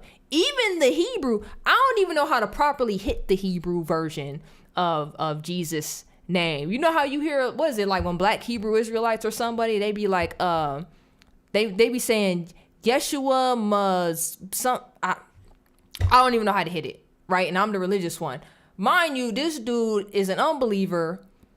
We just had a conversation maybe like 1 or 2 hours earlier where he don't even think that was like, he didn't even think Jesus was Jesus's name at that point. He was like, his name was probably Joseph. And I had to chuckle because I'm like, that's completely wrong, but okay, I guess. And next thing you know, he was on the knees, hit every name of Jesus and was like, I'll pray to him, I'll do whatever. And then dude was in a trance praying, which threw me completely off because now I'm just super confused. I don't know what's happening. And he's just praying. I don't know what he's saying. And then he back talking to whoever he's talking to and then back praying. And then, but he was like, he was in a trance. It was weird. And then he gets up in a trance, walks to me, hits the knees again, and then just goes straight into praying without talking out loud or anything. Mind you, I'm like, I don't know what's happening, but I'm watching.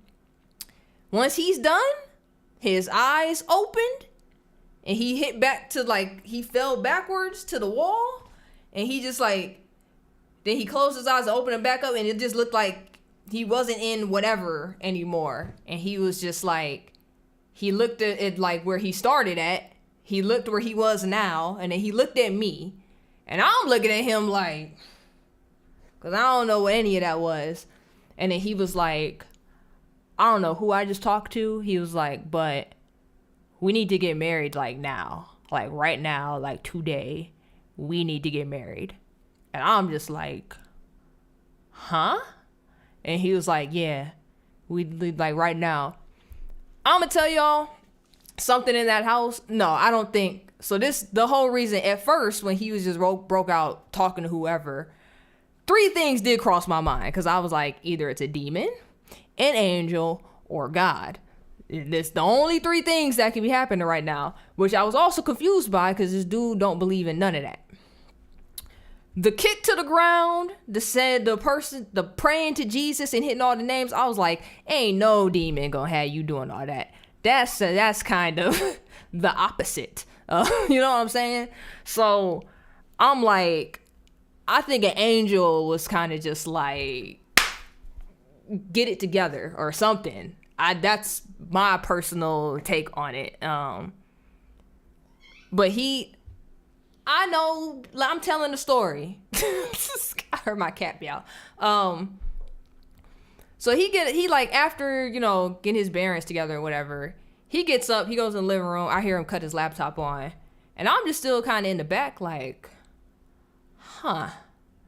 And I was like, God, you know, if that was like you or one of the angels or a guardian angel, you know, cool, you know, because I be getting signs and stuff all the time. So I was like, that's very interesting. We went from somebody that was like an unbeliever, don't know names of nobody, hint all the names and all that other stuff. And next thing I know, he came back in the room not even 5 minutes later, and he was like, fill this out. And it was a marriage certificate online. And I was like, oh, you're serious? And he was like, we need to get married like now, like today, like as soon as possible. He's like, I'll give you whatever ceremony you want within the next year. It's going to be beautiful. It's going to be so beautiful. And he just started listing out this whole life together. And I was like, all right. It's like, okay.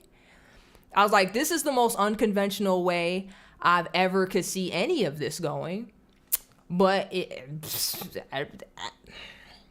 that's what's happening Monday. I don't even know if I did that story justice, because it was still, that has to be one of the more crazier things to happen to either of us. And then I watched it all go down. Mind you, this whole journey, I've been the only person anything spiritual has happened to in the slightest. Whether demon or thing, because remember I told y'all at the Easter Vigil, I saw the super bright white light next to me. Now that for sure wasn't a demon. That was like God, an angel, I don't know. That wasn't no demon though. We was in the church and stuff too. But so far, I'm the only person all this stuff has happened to. And now now that it's happened to him, and now he kind of like his whole thing about like unbelieving and stuff.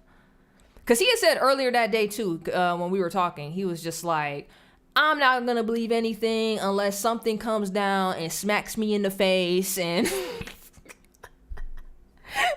well, now I can see why all that happened. But he said, unless someone smacks me in the face and shows me what it is. You know how most atheists, they be like, God's gonna have to come down and talk to me himself and blah, blah, blah.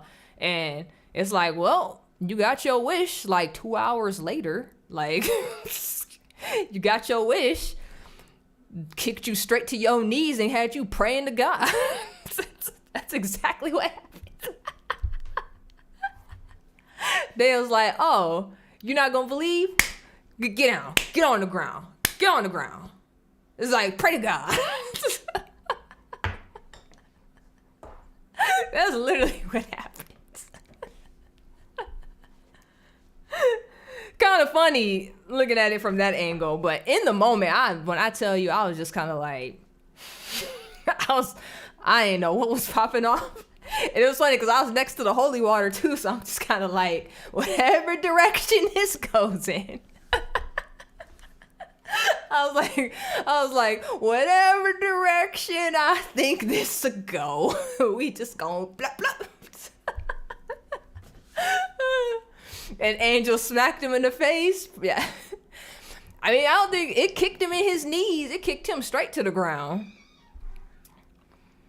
I don't think God would hurt him. I don't think so either. I think kicking him to his knees, I don't think that hurt him. That just kicked him to his knees and was like, look.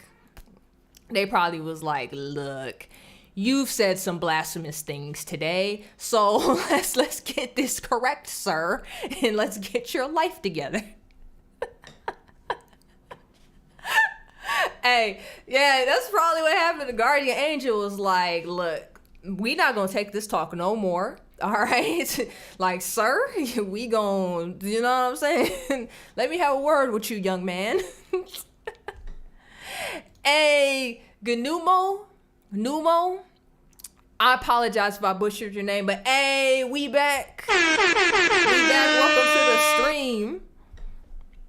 He says some men need an angel to pop them one time. Oh, everybody does. At some point, God, the angel, somebody gonna have to be like, hey, get it together. Get it together. Act right.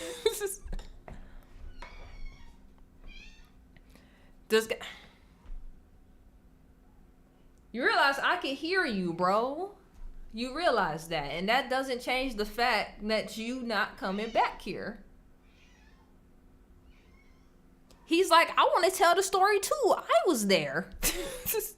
He's like, let me tell him. No, I swear on everything if I brought him back here, because he's never meowed in front of this mic before. I brought him back here and was like, all right, tell your side. And he'd just be like, meow, meow, meow. I probably would just laugh nonstop. I'd be like, you know what? That's enough podcasting tonight. Now the cat's talking.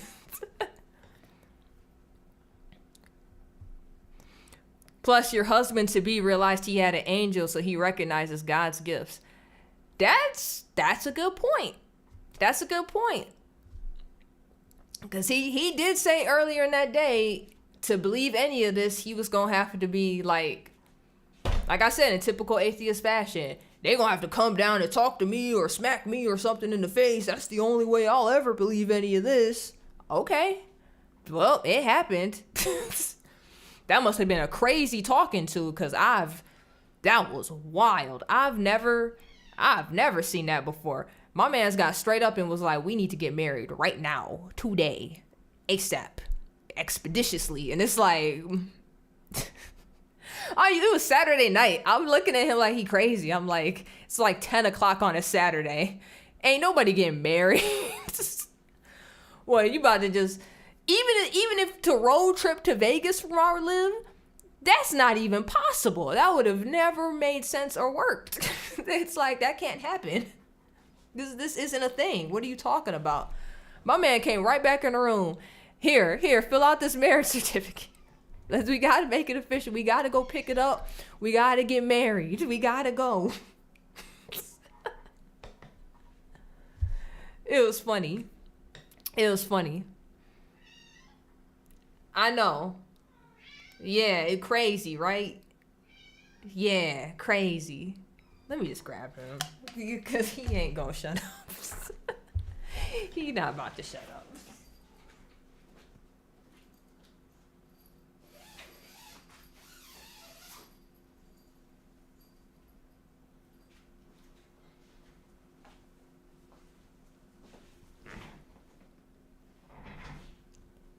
You said your cat probably saw the whole thing. He was in the room when it happened, so yeah, he probably did. Look, here, you want to tell your piece? Your cat talks a lot. I wish mine talked to me that much. I promise you it would be annoying sometimes. Even the cats agree. Yep. Go ahead, speak your piece. You not saying nothing. Now you quiet. Now you're quiet. He's like, hey guys, I'm so well behaved. I promise I don't be saying nothing. I'm so well behaved and act right. I'm not crazy at all. Right? Now you're not even talking. That's because you're holding him. Facts. Facts. Soon as I let him go and kick him right back out, he's going to be like, hey, what about me? How many pets? I just have one. I have one fur baby. I don't mind having another one though, but that's gonna wait. That's gonna wait. I want a way bigger house. And then I can have a second cat. And then they could be the bestest of friends. Happy fur baby. And now no, he not. He attacking me. He not happy. Now, y'all see this? He's like, give me the hand. Oh, this whole story, Keith, look at him. Look at the face. He's like, huh? What happened? Hold on, King Penguin, this is like Jasmine's thing. Do y'all know each other? This is like similar to her screen name. Are y'all related?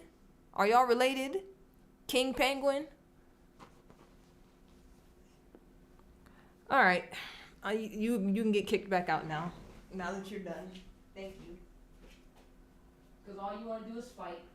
You did all that fake crying to fight me. That's wild.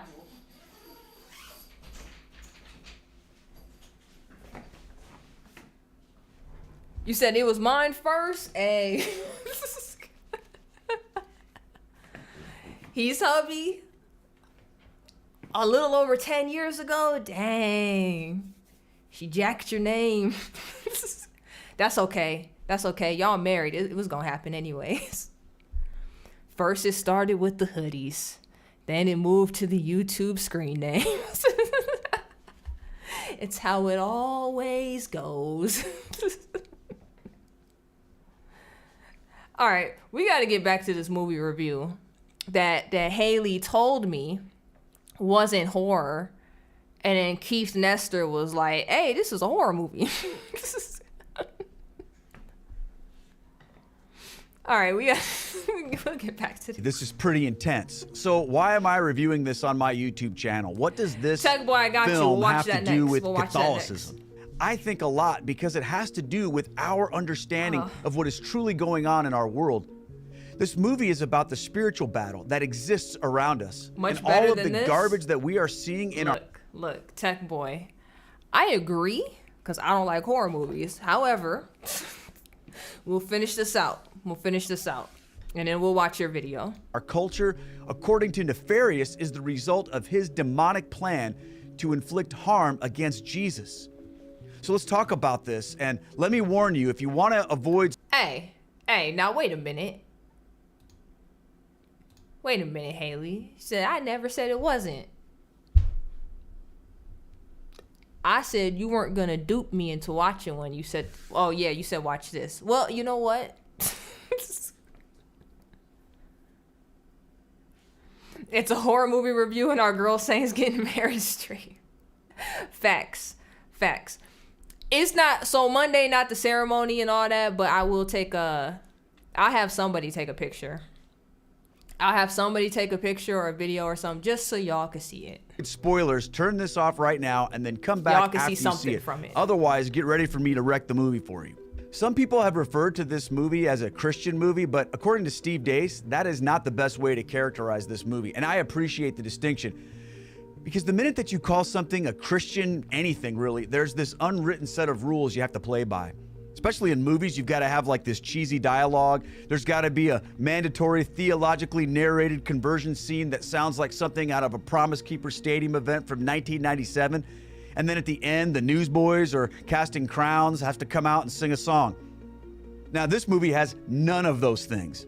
And Steve said that this is not a Christian movie. It is a movie made by Christians for non-Christians. Think about that. That might make zero sense to some of you, but as a content creator, it makes perfect sense to me, and I totally appreciate that. The bottom line is this is a movie that is intended to be seen by the people who need to see it most, rather than an entertaining retelling of one's already existing beliefs. All right, hold on. Because I just saw what Tyra wrote, but I just remembered she did send me something. Yeshua HaMashiach? See, I told y'all I can't even hit it. He hit that so smooth and perfect that day when he got kicked to his knees. Like, that's how I'm telling you. And Angel was like, you gonna get it today. Cause whoever he was talking, I think it was an angel. Cause you know they all take their orders from God anyway, so you know God sees all. He probably was like, hey, go handle that real quick. He was like, all right, I got you, God. And went down there and was like, yeah. A lot of Christian movies are like, oh, bring your non-Christian friends to it, and then they're just like, can't relate to it at all. This movie isn't like that at all. They will totally relate to it.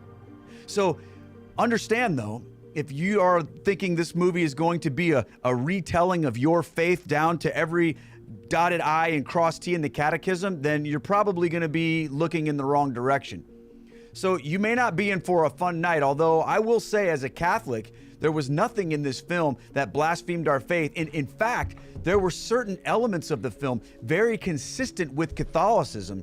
Some things that were said, I went, wow, that's pretty Catholic. So you don't need to worry that there's Catholic bashing or anything like that. Now, let's talk about the things I liked about this movie. Let's start with the production. This movie is done well. See, this right here, it's a Catholic movie. It has to be. It's a horror movie.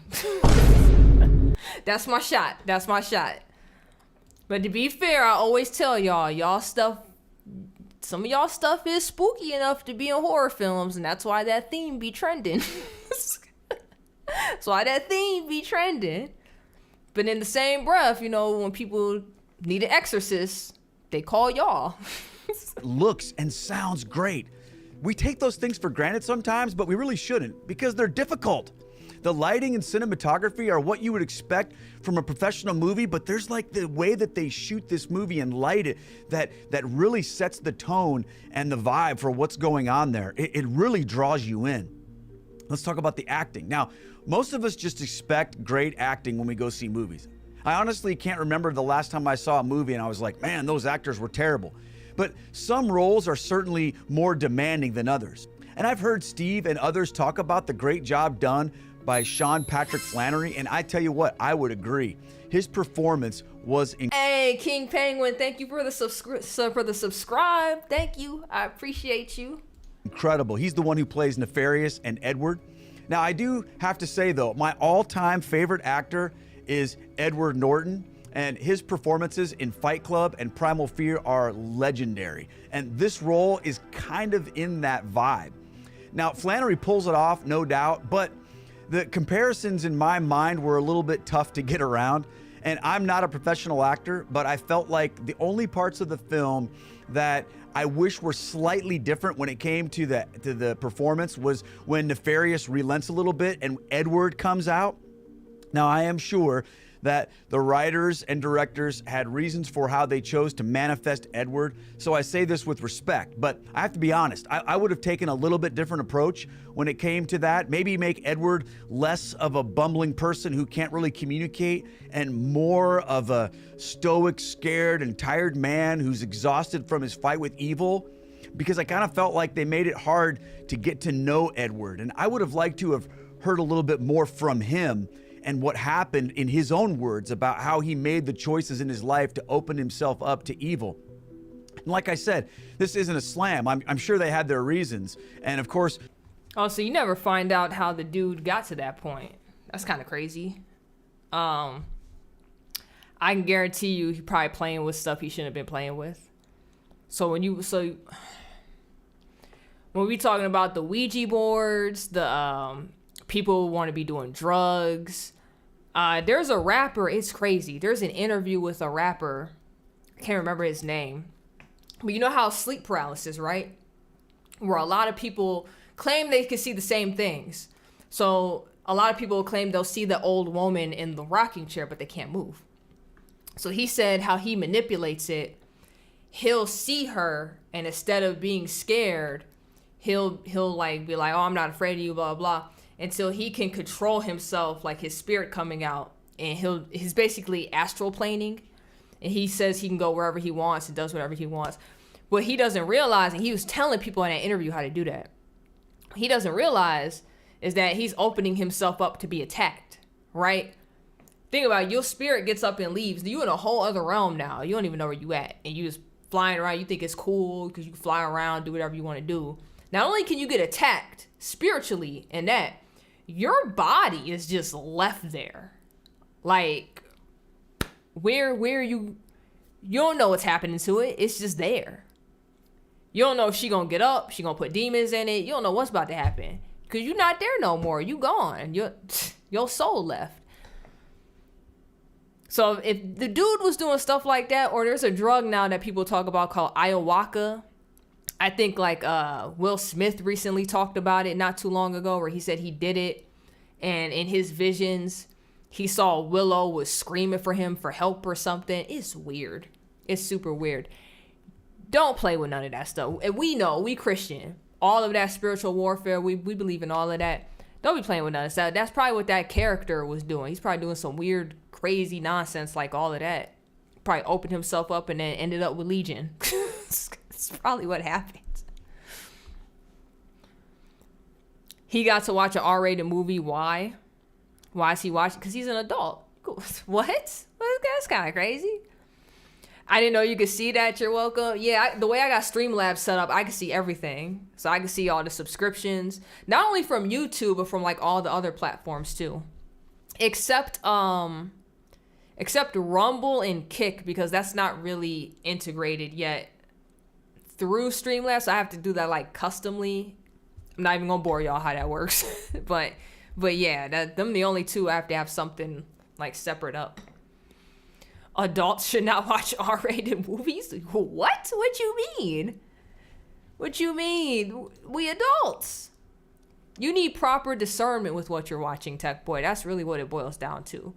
Can you handle swearing and drinking and nudity and sex scenes and all that stuff? Like, depends how your body can handle it. Most Christians will forego it because they already know what that leads to. Some of us using proper discernment will watch certain movies. He's being possessed at that point. Oh, you talking about the movie review? You said, wait, Christians are allowed to watch that? Yeah, but like I said, you have to use proper discernment. Like when I be playing the video games on stream, so that one stream I played Dead by Daylight. I'm probably gonna end up playing that again in a future stream. But I know a lot of y'all probably not going to stick around for that just because of the theme of the game, you know? There's another game I'm probably going to play at some point on stream, which I've done videos on my channel before. It's called Monster Train. But the whole purpose of the game is you're protecting your train to get to hell. So you're a train full of demons and you're fighting the angels. But it's a card game. So it's not really... The story sounds more crazier than what the game actually is, but I know a lot of y'all probably not gonna stick around for that just because of like the premise of the game, you know. But I get it; it's a Christian channel. What's gonna end up happening though is because of that, using that proper discernment, certain people that may also be Christian may come across that, or non-believers that might just mess with the content in the channel, and that leads them to like everything else. So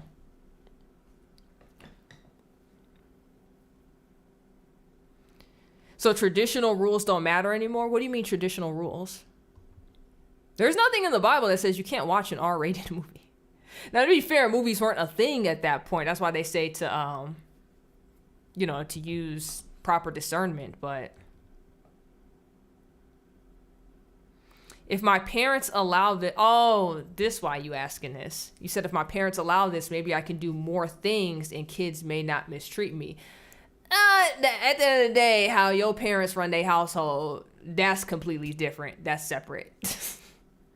I don't think this is gonna matter too much, but you could try it. You could be like, hey, this guy's a Catholic, and well, y'all not Catholic, so maybe I wouldn't lead with that, but say, hey, this guy's a Christian and he watches blah, blah, blah, blah.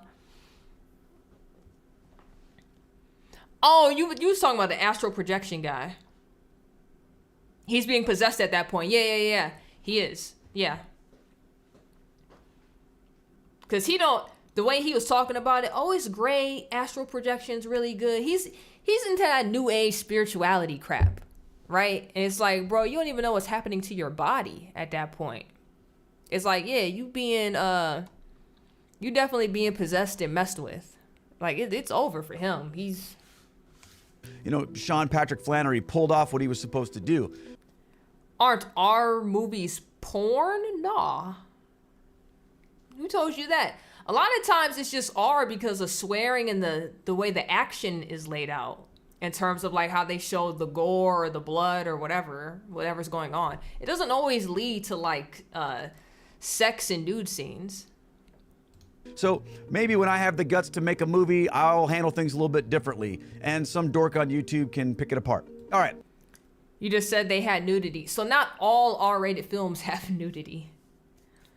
That R is just, so the R is there because it's more mature content than what you would see in a PG-13. That's just all. But it depends on the movie. So something like this that's rated R, I mean, I don't see why nudity would be in this, because it just sounds like they're in a jail most of the time talking to a guy trying to figure out how the demons got there and stuff. I don't expect nudity to be in this unless they show like some men showering together, but I highly doubt it, you know? Maybe I could become a Focus on the Family movie reviewer. That's your lane. Ain't nobody really doing that, where they just focus only on family movies.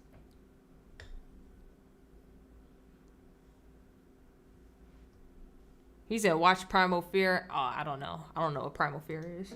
Even with all of that and the difference of style, the acting is absolutely incredible. Now I want to talk about my favorite thing about this movie, and that is the message.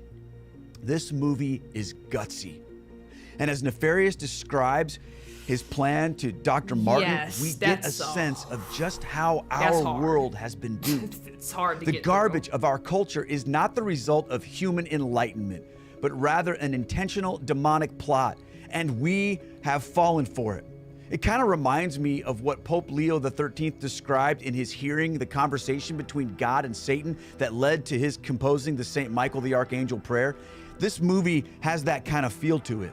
Most of us have this sense. We talk about the war that we are in. We talk about the rosaries, the weapon for our times, but the enemy has his weapons too. Nefarious gives us an insight into the reasons for the hate that the demons have for us and for Jesus, whose name they cannot even say.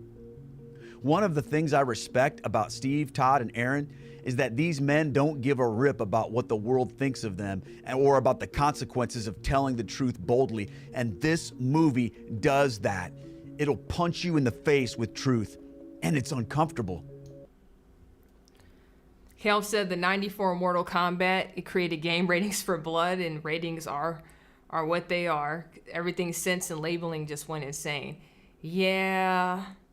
Oh, you mentioned Night Trap. Yo, that's super old school. It was crazy. I remember on Game Grumps, like years ago, they actually played that game. And it is crazy when you look back on Night Trap now. Ain't nothing even really crazy about that game in today's times, but I get why they did it at that point. But wow, you took it way back. Your friend had it? I thought you were about to say you had it. It sound like you had all the games and stuff. So the friends that went to see this movie with us came over after we saw it, and we were discussing who we would want to see this movie and who we think it would offend. And sadly, we were almost to the point of thinking to ourselves, well, we shouldn't invite that person. That might offend them. But then something hit me. It was like, no, that's the point of all this. That's exactly why we are in this mess. Because of people like me who've been too afraid to offend. You know, I could practically hear Steve Dace yelling across Iowa at us. Look, I made this movie for them, you coward, not to entertain you. He says stuff like that on his show all the time. And he lays the blame for a lot of our problems at the feet of the church, who have become so obsessed with niceness and fear of conflict that we have surrendered the fight. One of the most powerful lines in the film. Yeah, if you play the game, you don't see nothing. You're too busy securing the house. But they gave it that rating because, remember, wasn't it a house full of girls having like a sleepover or something? And you're securing it, but it's a bunch of people trying to get in to get y'all. That's why I got that rating. Film occurs when Nefarious is explaining his war tactics to Dr. Martin, who says, I didn't realize that we were in a war. And Nefarious immediately responds, that's why you're losing. Friends, this is our problem as the church. We don't fight like our souls and the souls of our children are at stake. We don't take up the weapons of our warfare to defend our house and church because we've already let the enemy inside. He's burning this place to the ground, and we've all just stood by and let it happen. Yeah, that too. Now, society believes that all this stuff in our culture of death, the spirit of the age, as Steve refers to it on his podcast, they believe it's all progress, but Nefarious reveals that it has been meticulously planned and executed, and we've actually celebrated it. And many of us have felt this sense, and Nefarious just calls it out right to our faces. He even gloats. He's cocky and arrogant because he sees how easy it has been. And those who had the power to oppose him, like the Catholic priest who shows up but denies that demons are even real, have handed him the reins to do whatever he wants. And that should rock us, my friends. Wait, what? See, it's one thing to hear that in a nice sermon in a nice church. It's another thing to hear it from the mouth of the demon himself. And that's what this movie does. And as hard as that is to face, we need to face it. I need to face it. I haven't been able to shake it, my friends. And I suspect that you won't either if you go see it. But be ready to be challenged. Nah, I'm definitely not seeing this now. My man said he still can't shake what he saw. No, I'm not seeing this. Ready to be convicted. And most importantly, be ready to fight. Because here's the thing, even in the movie, Nefarious knows this is a losing battle. The only thing he and his master can do is take as many souls to hell with them as possible. But those souls have a choice where Nefarious does not, and you can see that pain in the face even of a demon. Dr. James Martin makes a choice in this film as well. Nefarious offers him the world if only he would agree to tell the world his story. The movie ends after Edward is executed in an intensely brutal scene, which is probably where an argument for the R rating would seek justification. But then Dr. Martin is possessed briefly by Nefarious himself, and we wonder what will become of him. The closing scene finds James Martin sitting across from Glenn Beck, who runs the network that broadcasts Steve's show, by the way. And Dr. Martin has written a book, but it's not the book Nefarious wanted. It's more of a warning. Now, in this scene, of course, we avoid the cheesy conversion where the main character goes from being a staunch atheist to the new discipleship pastor at the Baptist church. But it's clear his beliefs have been expanded, and there's room to consider the reality of God and demons, and even the plan of salvation. But it's left unresolved, and that's fine, because life is often like that. And we get to where God wants us if and when we follow the path laid out. And oftentimes there are many zigs and zags, and you get the sense this is the case for Dr. James Martin. Now, I am sure that the writers of the film had conversations about the different possibilities for the film's ending with regards to Dr. Martin's choice to refuse Nefarious's offer to give him the world in exchange for his soul. But part of me wonders what it would have looked like if they'd gone a different direction. What would the message be if James had accepted the offer and achieved worldly success only to close on that eerie laugh from Nefarious, who had once bragged about his ability to be patient when waiting to inhabit someone? His time would eventually come, and the debt of his soul would need to be paid. This would have been an even darker ending to a movie that certainly won't ever end up on the Hallmark Channel, but that's also a path many people take. Perhaps watching it play out for James would also serve the purpose of warning us all not to take the bait the demons throw at us. But hey, it's not my movie to make, so who am I to judge, right? Maybe someday, if I ever get to meet Steve, he can explain it to me, and I'm sure I will agree that he was right. So, in closing. Nah, bro, I'm never watching this movie. I'm never watching this movie. I'm never watching it. I'm just letting y'all know right now, I'm never watching this movie. Y'all not getting me to watch this movie. Saying you're getting married, you're getting baptized, you are definitely on the right path and much stronger. Amen. Hey! I appreciate y'all. Thank you. Thank you. I'm happy, man. I feel like I'm on the right path. So thank you. I appreciate it. What's this say? Do what Daily Wire says. I like the Hallmark Channel. Watch it. The Hallmark Channel is good for, your Christmas movies. You want like a good cheesy Christmas movie or a good cheesy Hanukkah movie? Hallmark Channel. I sent you a trailer for a Distance Thunder 70s Christian movie on End Times. I don't know if we talked about that. I think you've mentioned it. I don't know if we actually talked about it though. He said it scared you when you were 7. Okay, hold on. We gotta pull that up. While I'm in here, I gotta pull Tech Boy sent to me too. And we'll just watch both now that I have them up. John, welcome. Checking in. Did I hear Mary Yeah, John, I'm about to get married on Monday, so I'm not going to be live streaming at all next week. Like, no videos, no live streams, no nothing. That's awesome. Congrats. Hey, thank you. Marriage was one of the greatest blessings of my life. 10 years in. Hey. That's what's up. Marriage is definitely a blessing. All I know is a lot of people think that is the end, like, finish line, when in reality, that is the start line. That is the start line. And marriage is supposed to be fun and amazing. This is why I like this whole community. Because you talk to an average person about marriage, boy, do they make it sound horrible. Like, they make it sound like the worst thing ever. Dudes hate their wives, women hate their husbands, they hate their kids. It's like, why did y'all do this? Y'all just seem miserable. Ugh. The Christian community, though, actually the religious community, period, because I can also say this for like Muslims and Jews and stuff. When they talk about marriage, they make it sound so beautiful. They seem like they all happy. I love it. Congratulations. Thank you, King Penguin. Thank you. I appreciate it. Tech Boy, you're only saying this because you're a teenager. You're only saying that because you're a teenager. Aw, thank you, John. He said, well, I wish you happiness and somebody's getting... Aw. Aww. Y'all are so nice. Thank you so much. Thank you so much.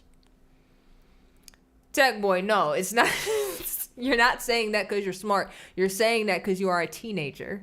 I promise you. That's the only reason you're saying that. Because you also think teen dating is stupid.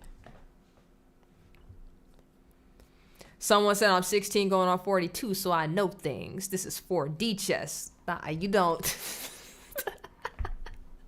You're a teenager. You're just a kid. That's why you're thinking the way you're thinking.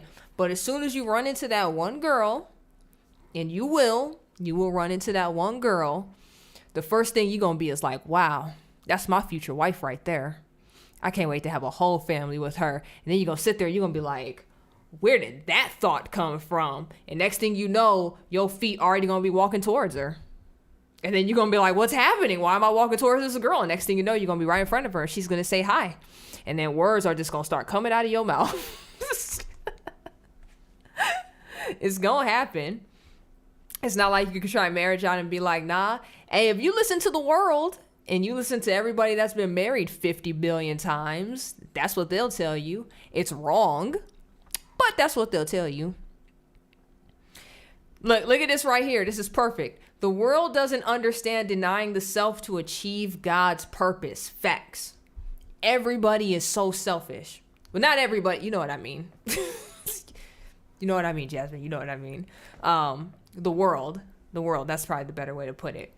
So many people that live in and among the world are the most selfish individuals ever, period. They don't understand what it means to like put anybody else above them, right? So how could they even think about putting God above them, right? If they can't even put somebody else above them. Think about it. Have y'all ever seen a podcast? When they be talking to women, they be like, oh, do you want to get married? And they be like, yeah, I want my man to do X, Y, and Z. They go through this long list of the type of husband they want, right? So the dude, they'll say something very basic. They'll be like, oh, so what are you going to do for your husband? I'll just be here. I'll listen. Well, what else you going to do, right? Because you said you want a man, the works, right? They want the traditional man that provides for the home, the protector. It's like, so that means you would play the female roles, right? If he gonna do all of that, so you gonna be cooking and cleaning the basics, right? Oh, I'm not cooking. What do I look like? I'm not about to clean. Am I his slave? That's like their first thought process to all of that. And it's like, what are you talking about? If he's gonna sacrifice on this end of the fence so you can stay home, I mean, that's just the basics on that end. Like, and it's easy too. I don't understand why women say they don't want to cook or clean. It's like, that's the easiest thing you can do in the household. Especially if you're lucky enough to have that situation, right? Because in today's society, most couples both work, right? So at that point, however you divvy up the household, whatever, is between y'all at that point. But usually, if you're lucky enough where your partner does everything in turn, like financially, and all you gotta do is just, I just gotta cook and clean, all right, whatever, you know. Women be acting like that's a lot. Especially if you hear like the red pill community, how men talk about women. What do they usually say? Oh, I want my wife to, everything I just said, she has to cook, clean, yada, yada, yada, right? All these things. And I'm going to take her to the house and I'm going to be the man. However, I'm still going to go to the club and I'm still going to date and sleep with other women. And and it's like, what? What'd you say? That's not how life works. That's cheating. No, it's not, because as the provider, I'm allowed to do whatever I want. It's like, what?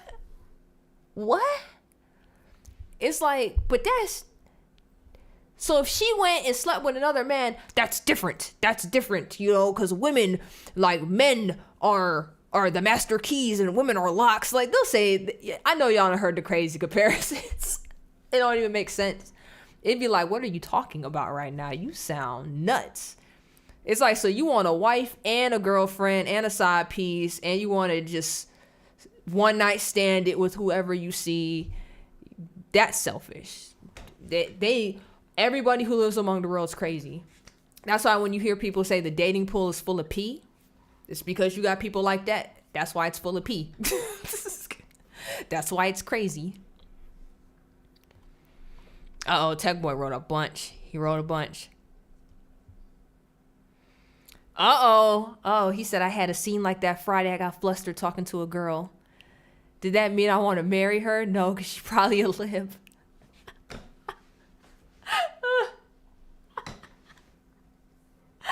Bruh, you got flustered because you liked her, though. You liked her. Now, no, that doesn't mean you want to marry her. You're a teenager, right? And trust me, when you'll know it's the one when you see her. But you saw that girl and you was like, oh, she's so pretty. I wish she was my girlfriend. That's why you got so flustered. That's why you acting the way you acted. Here, look at this good advice right here. Just trust in Christ, and if it's his will, then you will meet the right one. Focus on following God, and the rest will fall in place. That's great advice. Hold on. I have an actual sound effect for that. Listen to that advice. You a teenager. You'll know when it happens. You never heard the dating pool is full of pee? So I've heard that, and then I've heard that the bar is so low that it's in hell. Like, those are the two things that I've heard when it comes to the dating pool. And I'm not gonna lie to you, I was just like, if I'm ever single at this, like if I ever had to be single again, I'd be nervous. In the way the world is now and how people act, I'd be so nervous. I wouldn't know where to go to find somebody to date. I'd be like, church? Ain't no free single men in church. Where do you go? Where does a Christian go to date? I don't even know. Yeah, I don't know. Jorge's in the house. Hey, welcome. He said, I just came back from Bible study. Hey, that's a W right there. Got to see the fourth quarter. Boston be on the grind. Oh, you still watching the game. I feel you, Jorge. Bible study W. I got Bible study tomorrow. I'm not going to be able to do a full stream with y'all. But we going to go until like, I think like 8:20 will probably work out best. And then I got to go from there. But welcome to the stream, my guy. All right, let's play one of these videos. We'll do, I guess I got Tech Boys up. His is 2 minutes. I saw a little bit of this. I'm not going to lie to you, Tech Boy. Their rap skills was kind of whack. I just got to be real, you know, it's kind of whack. But this is supposed to be the Babylon Bee versus the Onion rap battle, which is cool. We need something because we just watched the horror movie review. It It's the Babylon Bee, you'll set America free. Of the world's worst satire, S-I-T-E. We've been patient in vain, and now it's year 33. You're one foot in the grave, just a wannabe. Oh dear, look at this, it's the King of the Onion. I'm flying above, gonna give you the shove. Then lock you up there with a rod head. Stop running, Onion, you have nowhere to hide. Your points will make sense, your satire's a lie. Namesake speaks, since your headlines stink. We'll bust you like a youth pastor, finest news source, wink. Please, would you pass the mic, Babylon Bee? Thanks for advertising us, we're doing it for free. This week in review, a man except Dylan thought that the Bee could compare with the Onion. We can review that these headlines included a racist joke that conservatives are stupid. Kind of missed the point, since you're red like terracotta. Real satire is unbiased, but you're just screaming gaga. Galaxy Emperor Elon thinks the Bee is better. There'll be one satire site on Mars, the Onion? No, never! Elon is a racist. Look, the Onion is woke. His dad made his money in apartheid and choked your house full throat. That's true. Why is it not working? Be gone, we better bend. I can't pick it. What fake news is. You don't look CNN. A factual and a truth. A women and a men. Stelter, Cooper, Lemon are racing towards a win. Our channel lived on the DJT. Oh, here it is. I don't know why it wasn't working. What a lack of foresight. 36 only lasts one day. This is exactly what this is. Us indeed. Oh, Don't man. step to our kung fu. You're messing with the deep state. The joke's on you. Oh man, alright. That was Tyree had it correct. It's the 80s white guy rap. Hey, I'm gonna give him a thumbs up anyways, cause you know all that stop motion with Legos. Alright, this is a Distant Thunder, so this is what Tyree sent me. She said this scared her when she was 7. The motion picture you are about to experience is fiction. The prophecy is not. I would rather have been scared into heaven than have to go through this. Mark IV Pictures presents A Distant Thunder, a story of tribulation and the end times. Him should not perish but have everlasting life. It begins where A Thief in the Night ended. What? Bruh. As soon as I said what, my cat was like, meow. It's like, ain't nobody talking to you. So this one I'm confused of. So this I'm assuming this is the rapture, right? That's why she was like, I would have gladly been scared into hell than to have to deal with this. Okay.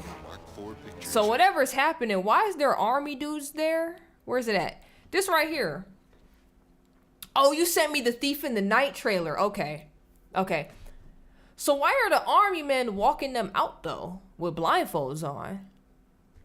Because if this is the rapture, they about to get executed or something? They got on the all white? I don't understand.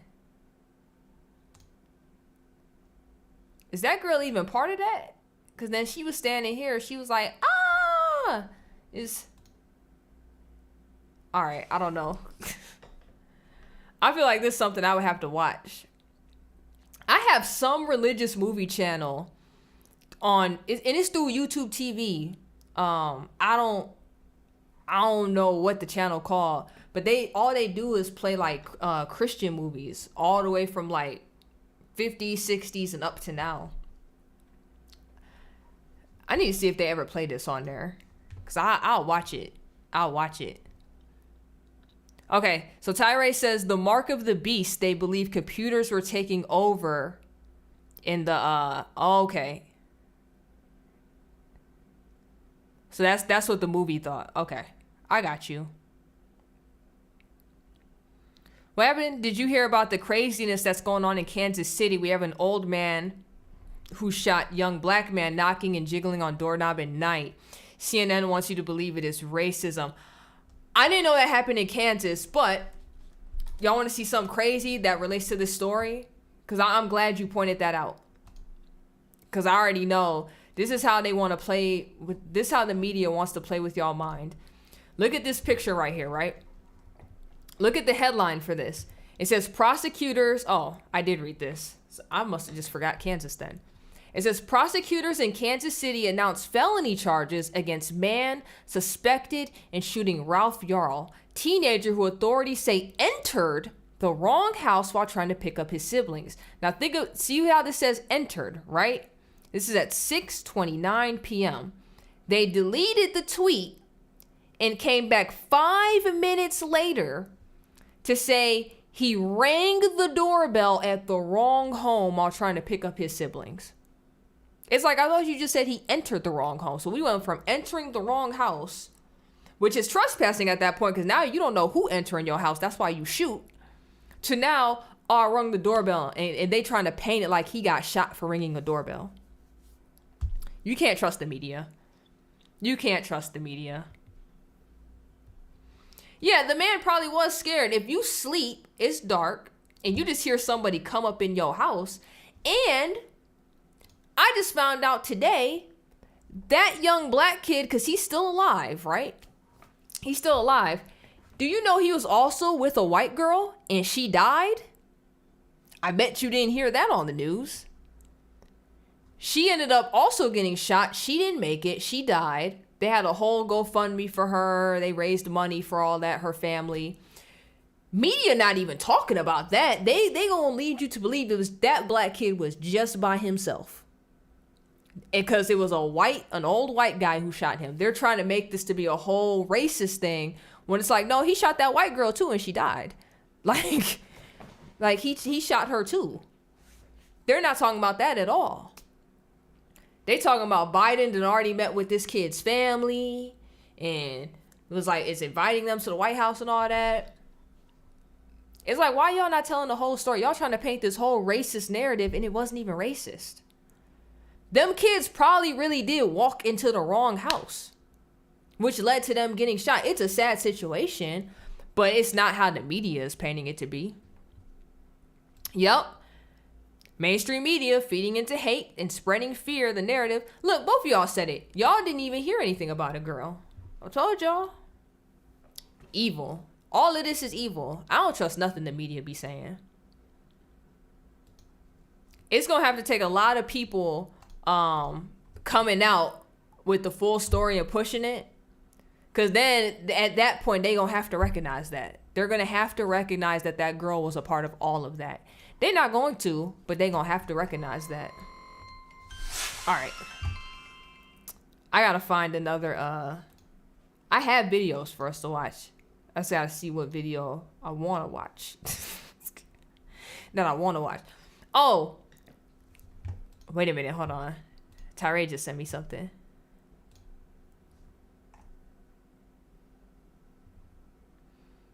Huh? This sound wild. Oh, you got me. Okay, this is the trailer for Thief in the Night. And we gonna watch this though. Hold on, we about to watch this. Anthony Brian Logan. I've seen his stuff before. This says Alabama birthday party leaves 28 shot. Where's the media? I'm telling you, look. I'm telling you. Look, Jorge live out there. He said the girl is news to me. They're not even talking about her. They're not even talking about that girl. They are really trying to paint this like some racist old white guy just was trigger happy and ready to kill a black kid. It's like, no, he shot at 2 kids. That white girl dead, and it's sad. It's sad that she's gone. They're not even recognizing her. No, if I'm the family, I'd be heated. I'd be like, excuse me, my daughter was also a part of this. Y'all not talking to us. Like, what is this? We're upset too. I can't stand the media. Why haven't you seen this story all over the news? I give you one guess.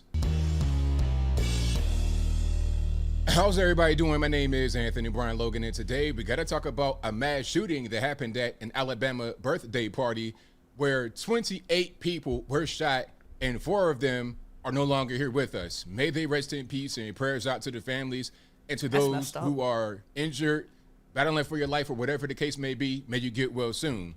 Now, this story should be all over the news. It should be just like the Nashville shooting, Uvalde shooting. It should be just like that, right? There should be wall-to-wall protests talking about gun control now, all this and that. This should be what this is. Now, I am seeing some media coverage, to be honest. Some media coverage, but not to the level of some of the other mass shootings. Why? We'll talk about that in one moment, but first, let's roll the clip. Of course, this clip will be in the description if you want to see it for yourself without my commentary. If you're on IG, visit the link in the bio and go to the corresponding article on the website. But without further ado, let's go ahead and roll it. Terrible news. It's a mass shooting in Alabama at a Sweet 16th birthday party. 4 people were killed and 28 others hurt. Most of them were teenagers. Now, this happened at a dance studio in the city of Dadeville, Alabama. Witnesses report that there were multiple shooters, but so far, police have made no arrest in this case. There have already been 31 mass shootings just this month in America, and today is... Now, let's pause for a minute. A mass shooting is defined as, if I'm not mistaken, 3 or 4 or more people shot at one time. If that's incorrect, y'all please let me know in the comments below. Only the 17th day of April. Omar Villafranca is in Dadeville, Alabama, with more on the story. Omar, you said Chicago's the same way. Actually, we could watch a video about Chicago next, where all them kids was just being destructive for no reason at the Loop. We could watch that next. You certainly don't think of a Sweet 16 party as a deadly place, but that is the world we live in today, unfortunately. Good morning to you. Good morning. When people say it can happen anywhere, this is what they mean. Dadeville is small town USA, population just over 3,000. The venue where it happened, right behind me, right on the old main street. Now, to be fair, this is a small town, but what I hear is that it's by Mobile, Alabama, which is not far from New Orleans as well. So we keep that in mind. Dance studio used to be the old bank. And for teenagers, this was probably the place to be this weekend. A birthday party. Everybody was probably talking about it, a Sweet 16. And then on Saturday, the unthinkable happened again. Oh my God. After Saturday night's deadly shooting at Mahogany Masterpiece Dance Center, ambulances, police cars, and parents descended on the local hospital. It was people's everywhere running and yelling and... This is Jimmy Hank Goodman, the mayor of the town. Crying and going on. Oh, I thought this was like an average person talking. Right here. 18-year-old Tanaya Cox was shot 3 times. She says she saw multiple gunmen inside the dark club. I just saw 2 in the bathroom and that's why I ran. Police have not released any details about the suspect or suspects and would not say if anyone is in custody for the attack. We'll never be the same. Pastor Ben Hayes led a vigil for the victims Sunday night. Most of the kids there were from Dadeville. This impacted us a lot. He says one of the deceased is senior star athlete Phil Dowdell. It was his sister's birthday party. Their mother was also shot. Dowdell was just weeks from graduation and recently committed to play football at Jacksonville State next year. He was a good person. Daquan Doss says he was with Dowdell at the party, but the two ran in opposite directions when the shooting started. I was standing right beside him. That thing, the shooting went on. I think he went right into it. I went opposite way. I wish I could have pulled him out. That's gonna haunt him. That's gonna haunt him forever. That's gonna bother him for the rest of his life, because he gonna be like, why didn't I take him with me? But it's just a natural reaction. You just hear gunshots and you just run. You don't think about just be like, here, come with me. You just run. I feel so sad, man. Police have been very tight-lipped about this investigation. There's a lot we do not know. We don't know how many suspects they're looking for, or how many suspects they're looking for, if it's 1, 2, based on what witnesses. And honestly, I hope he doesn't hurt himself because of that, because some people do. They destroy themselves because they can't live with that guilt. But it's not his fault, though. Are saying we don't know what kind of gun was used. We don't know the motive, but we're hoping to learn more at a press conference later on this morning. Okay, so that's that. Again, this will be in the description. Yeah, I haven't heard about this at all. I haven't, even with all the people that always be talking about crazy stuff on Twitter, and I haven't heard about none of this. Why that's so tragic? Yeah, it is. Jorge says, I don't watch KCTV5. Oh, you going through all the news stations. Hold on. He said, I don't watch none of this, and KCTV5 used to be my favorite growing up. You can't trust media a lot of times. They inaccurately report the facts. And then you have something like this they don't report on at all when it comes to mainstream media. There's an article, there's a video, there's more information for you guys to read and watch and consume on your own. Facebook is But like low-key trash. You guys were looking at the video. You guys were listening to the testimony of those who were there, those who escaped. And again, my heart's out to them. Prayers out to them. Prayers out to their families. Yeah. What was the common denominator? Everybody's black. Oh, bro. Am I saying that people are racist? They don't really That's care where you about about to take this black video? crime? Not necessarily. What I'm saying is, since this was black on black and kind of just expected, you know, you got a birthday party or it's a club or something like that. Oh, yeah, they're going to shoot it up. No problem. You got 28 people shot, 4 of them dead. It's not really that big of a deal. But then when you see a Christian school and you could say, okay, it's a white shooter, domestic terrorist. Is he a right-wing person? Was it social media? Was he a Trump supporter? You see where I'm going? There's a certain narrative you want to craft, not you guys, but the media and some politics. Twitter is still sus at times. Yeah, they are. They are. Especially, it depends who you follow too, because some right-wing accounts act just like left-wing accounts at the end of the day. It's like watching the same person argue. They just on the other side of the fence. Yep, look at this right here. They want to paint narratives and keep us separated. Yeah, they do. That's why this wasn't talked about. I see why he painted the whole black on black thing now, because they just like, oh, is them killing each other? Nah, ain't no point in talking about that. Let that would have been a white shooter. They would have been like, oh, this is an act of racism.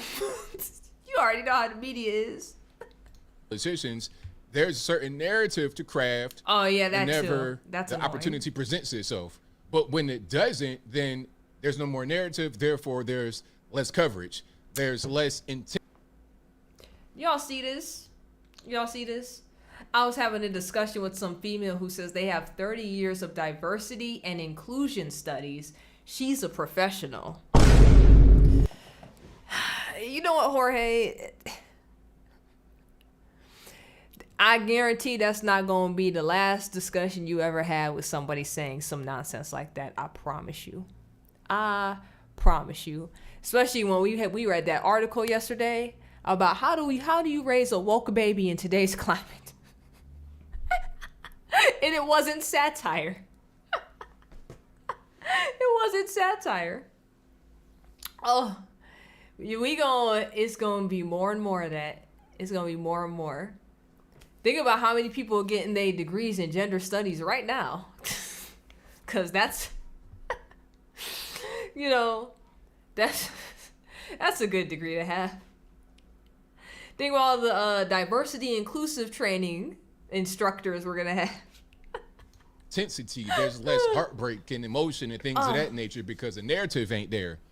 That's what's going on. So, black on black violence, that's 28 crazy. Shot for a day. That's crazy. It's been around since the 70s at least, but it hasn't been pushed as hard as it has since these past couple years, which is wild, which is completely wild. They are really just, I don't know. They need to put God back into everything and it would stop all of this, but they not, I've met 25-year-olds claiming 30 years experience. Hey, man, they just trying to lie. They trying to get that job by any means necessary.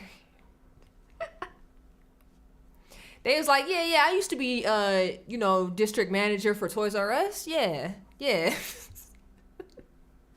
They're like, yeah, I got 40 years experience at Radio Shack. Yeah,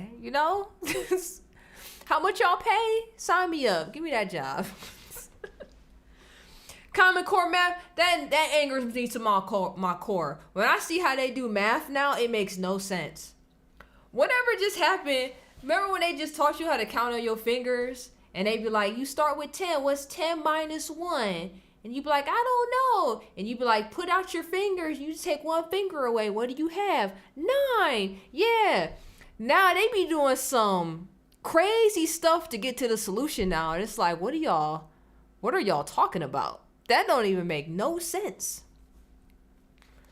Yeah, how you gonna change math? Everything, first off, the end equation number should always be the same. 2 + 2 should never be 8. I don't understand. I don't understand how they do math now. It don't make no sense. No big deal. We can't craft a narrative about that, so why do we care? Same thing, Chicago, New York, Los Angeles, and really Mobile, Alabama, New Orleans, Louisiana, a lot of places where you got a lot of, like you got an urban center with a lot of black folks in it, and there's crime going on, whatever. Nashville, oh man, we got to do something to stop it, man. You got these little kids, and of course. Right, you can't change none of that. God invented all that. God made everything. God made everything. All of our earliest scientists, but all of that, they use the Bible for all of that. All of that. I have 9 apples and eat 3. What do I have now? Well, you got a full stomach. That's what you got. 2 + 2 = 5. Look, there was a book out when I was in high school titled that, and it explained like some equation. I forgot what the equation was, but it was like if you actually do this and blah blah blah, you can get 5. We used to tell that to people just to mess with them, just because that book was out at that point. But we ain't never think it would get to this point in time where people like, yeah, that's a thing. It's like, no, it's not. Stop changing stuff. Stop thinking y'all know better when y'all don't. Y'all keep fixing stuff that's not broken. Right, man can manipulate everything. Yes. Yes, they can. Man destroys everything. I be so sick of it. I be tired of it too. I randomly thought that over the weekend too. I was like, I'm tired of just being hurt and led astray by man. Man is evil. I was like, you know who never let me down? God. God ain't never let me down. And Trunks ain't never them 2 people that's always gonna love me regardless. That's all. What is this? Web racing situation update? On Rumble? Did my Rumble go down or something? What is that comment for? Why I got this? Nope, I'm still live. Alright, bro. I don't know what this is. I'm just gonna assume. I don't know how to block your comment, but we're not gonna interact with that. How about that? We're not gonna interact with that.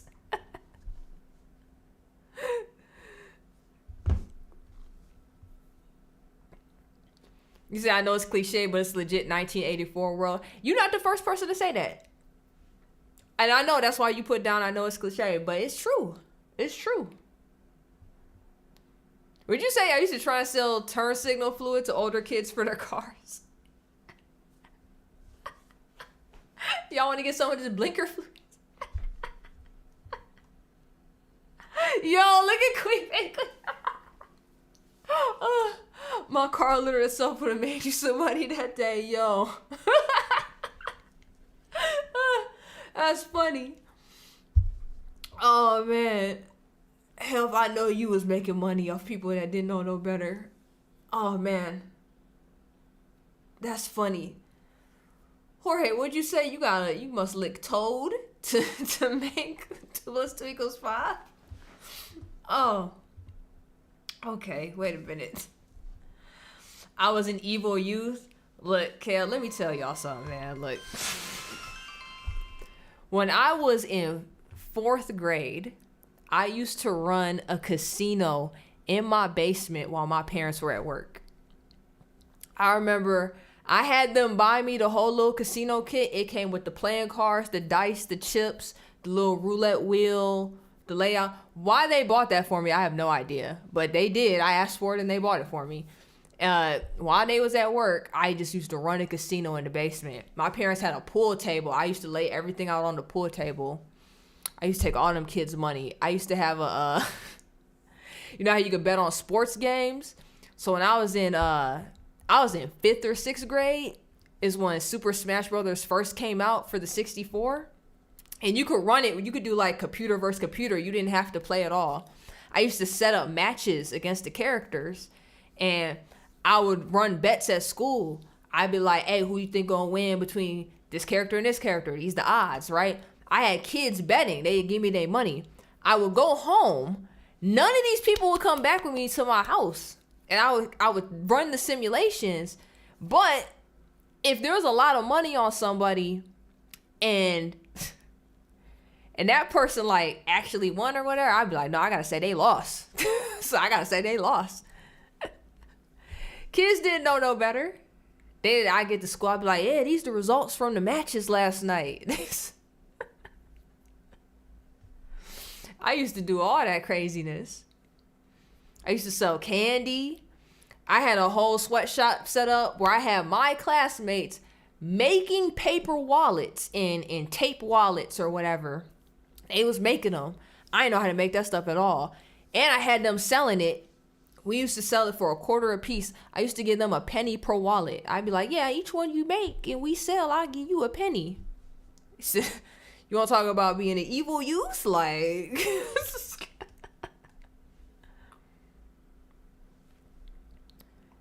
you said someone tried to have me retrieve a wood stretcher? Yo. Before you climb the tree of the elders and seek counsel from the elders of yesteryear. You had American sweatshops? Yeah. I ran it right in the classroom. In my 4th grade classroom. I'll never forget. The one kid knew how to make them. And I was like, hey, you know, we can make a bunch of money if we sold these. They was like, oh, really? Okay. But I could only make so much at a time. I rounded up a bunch of other kids. They was just sitting there making them. And I was like, yeah, we should start coloring them. Y'all should put designs on them. I ain't did nothing.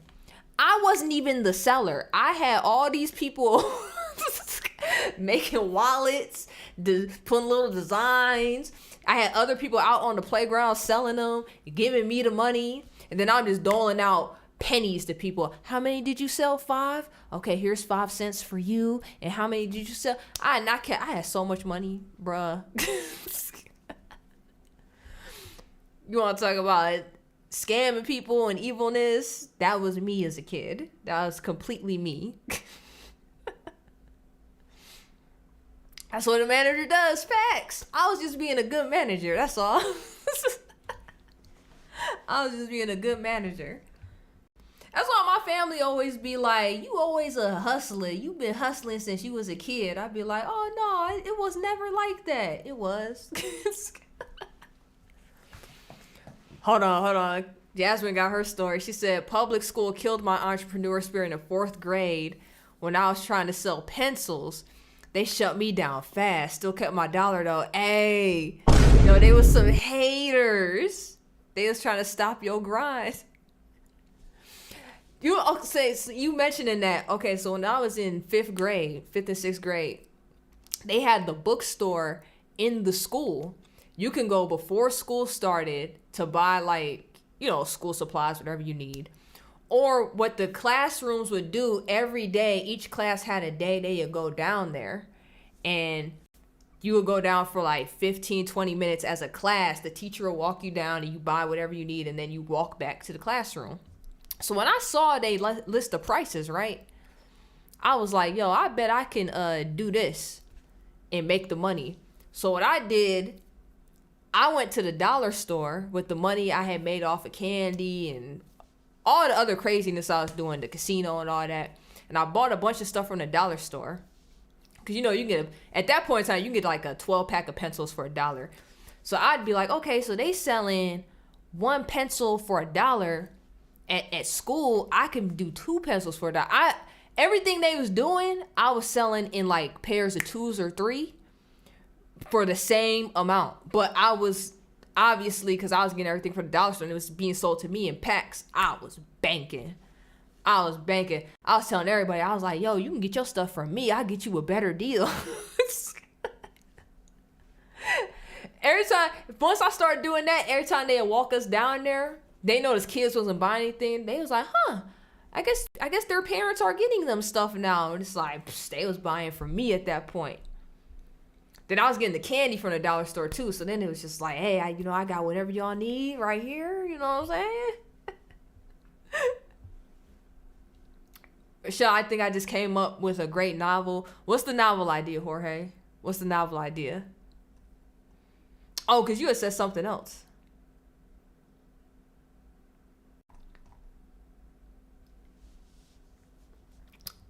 Yeah, facts. When you were the poor kid, you figured out how to hustle.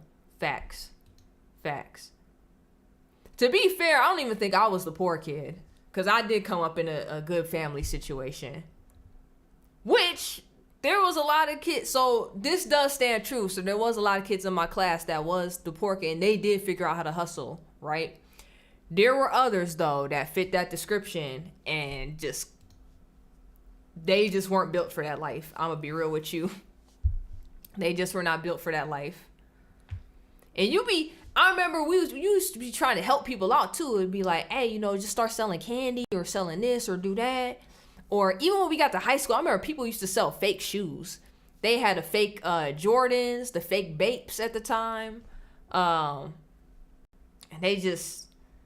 them kids just couldn't figure it out. They'd be like, I don't understand. What do I do? It's like, do this. Like, this the blueprint. I don't know what else to tell you. This the blueprint for hustling right here. Everything that I've been typing, I kind of figured, Jorge, because I went back up and read. What you wrote. When there were several kids, you made your own money. You learned young. Facts. You kind of had to at that point. Because you already know mom and dad only got so much, and it ain't about to go to you. Yes, look at this right here. Public school wants to teach people to become good little worker bees, not leaders and entrepreneurs. Facts. Kind of how they stopped you from selling the pencils. When I was in 7th grade, this one girl got mad because I would not give her candy for free. Which it's like, why would I? Right? That's kind of crazy. It's like, I could see if I was a dude, maybe you could try to flirt with me to get free candy. But as a girl, and I don't even know you like that, how you gonna get mad I'm not giving you free candy? That's kind of crazy. So she told on me because the school had its own vending machines. So they was like, if you get caught selling, you go to the principal's office and they confiscate everything. And I was like, they're not about to confiscate my stuff. That's crazy. She told on me, and our teacher was like, yo, such and such said you was selling candy and blah, blah, blah. And I was like, no, I'm not doing none of that. And luckily, I was a good student and I knew the teacher. So they kind of let me off with a warning. They didn't send me nowhere. And I kind of just looked, that girl was mean mugging hard. Because they was trying to stop me from selling candy just because I wouldn't give her free candy. And I'm like, you a big hater, bro. Because the school wasn't down with it either. Just because they were like, well, we got vending machines, we have to make money. It's like, but you taxing, I can get that money. It's like, why do you need that money as a school? I need that money. I'm the kid.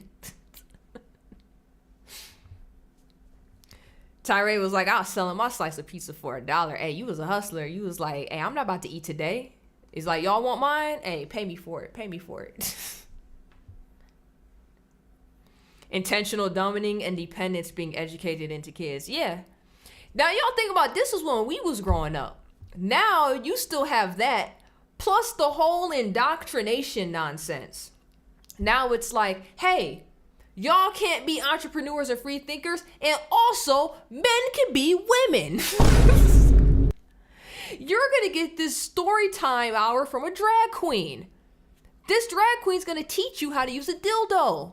It's like the kid's just like 5 or something. It's like, as a 5-year-old, you need to learn how do you do this. That's school today.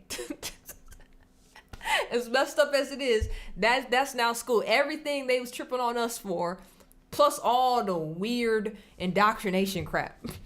That's what the schools are doing now.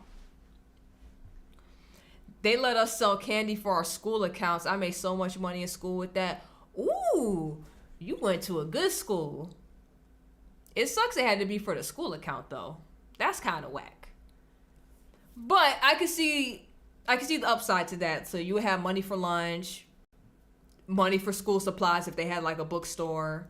Y'all remember when the little bookmobile used to come around to buy stuff? I don't know if your money could also be used for that, but I get it. They probably was like, so y'all can have money for those things.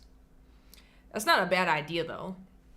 I would prefer that versus, hey, you can't sell period, and to prove a point, not only are you now about to get written up and get detention or suspended, but now I'm also confiscating your items, the rest of your stuff, and I'm confiscating the money. Because schools would definitely do that. And it's like, look, you could do all that first crap, but you're not taking the product and you're not taking the money. I'll fight you. I'll fight you for it. I was so poor I got free lunches I was saving for expensive field trips. Okay. But even so even at least you selling the candy, that's the fact that account was used for that's actually not a bad idea. Because most schools would never allow that. And the fact that yours allowed it in that capacity, that's actually not a bad idea. You said alphabetically. Wait a minute. Alphabetically overstimulated humans have seriously pushed tolerance to the limits. They have. I like your code words for that. That's funny. The field trip and prom tickets. Yeah, that's not a bad way to use that account though. That's actually kind of cool. Cause prom tickets were like dumb expensive. If you're what was it, student council, if they didn't raise enough money, prom tickets were dumb expensive. Field trips depended on where you were going and who the teacher was. That's what it was. Jorge said we ran a candy bar. I wish I knew accounting back then because I would have charged 3 times what we paid. Well, hindsight, you know. You know now. That's something you could teach your kids now, though. You'd be like, hey, you take this pack of candy bars, you know, divided by the price. How much is each candy bar? Okay, how much you gonna charge it for? What's your profit gonna be? Yada, yada, yada. That's what you gotta do. Look, plus they'll hide your new gender identity from your parents too. Yeah! They really trying to play mommy and daddy now. Did y'all see Washington State is the newest state now with Cali, where if you don't affirm your children's gender swap, the state will actually take your child from you, and your child can get the surgery and everything done under the state's care, and you no longer allowed to parent. That's in Washington now, and that's in Cali. They really trying to, we want to talk about taking the kids away from the parents, they really trying to push it. The day I'll be fully scared is the day it happens in a red state. Because I already think it's nonsense now and it needs to be reversed. But the day it happens in a red state, it's over. It's straight downhill from there.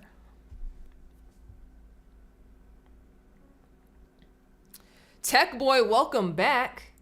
Yeah, you missed your video. We played it already. We played that and then we played Tyree's videos. I'm in bed and just had a tumultuous discussion. What was the discussion? What was it, Tech Boy? Yeah, if it costs $3 to make pizza, then you charge them $9. Yeah. Yeah, but see, you got kids now. Teach them all that. Just be like, here, let me show you how to make some money. The state is kidnapping people's children. Yeah. Yeah. And it doesn't make any sense because it's like, how you going to tell me how to parent my child? Right? That has to be unconstitutional. To like some degree. Something. It has to be breaking something. Because that shouldn't be allowed. Especially for switching genders and stuff. That don't even make no sense. Your state only recently turned red? Hey!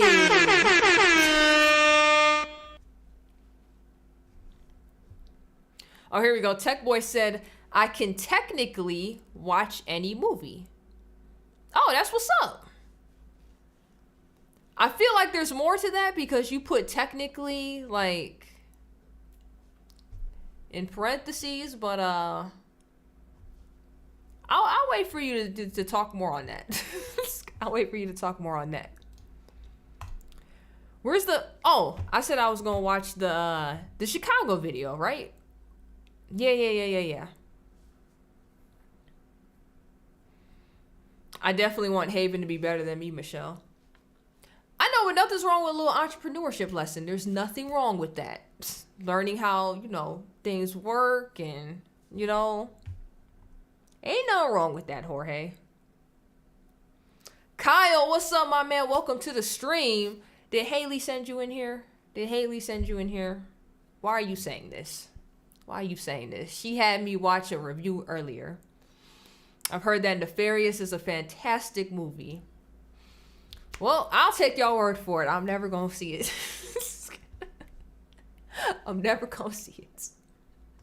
That's a horror movie. I'm not going to watch it. I get why it's not, but I'm good.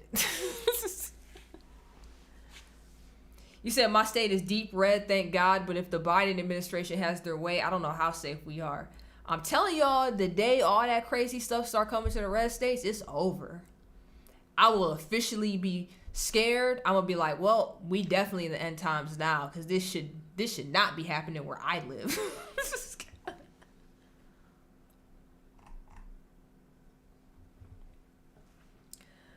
Good night, all. All right, night, Tyree. Thank you for stopping by. I appreciate you as always. Hope you have a blessed night.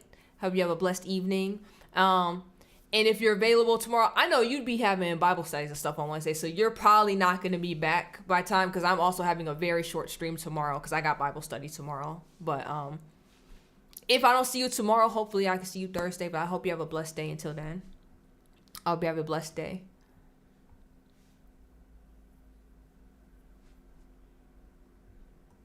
I heard the news, by the way. Congrats. Hey, thank you, Kyle. Thank you. I appreciate it.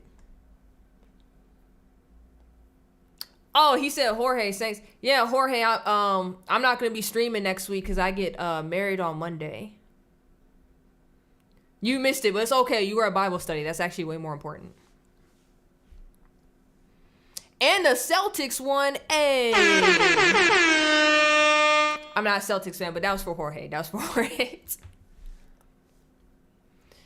Might as well be no 9th Amendment rights, even though they're supposed to be. See, I knew it. I knew something was unconstitutional about that because you threw that in there. Because there's no way none of that made any sense. Praying for you all. Don't be scared. We are all children of God. And it says 365 times, fear not in the Bible. Facts.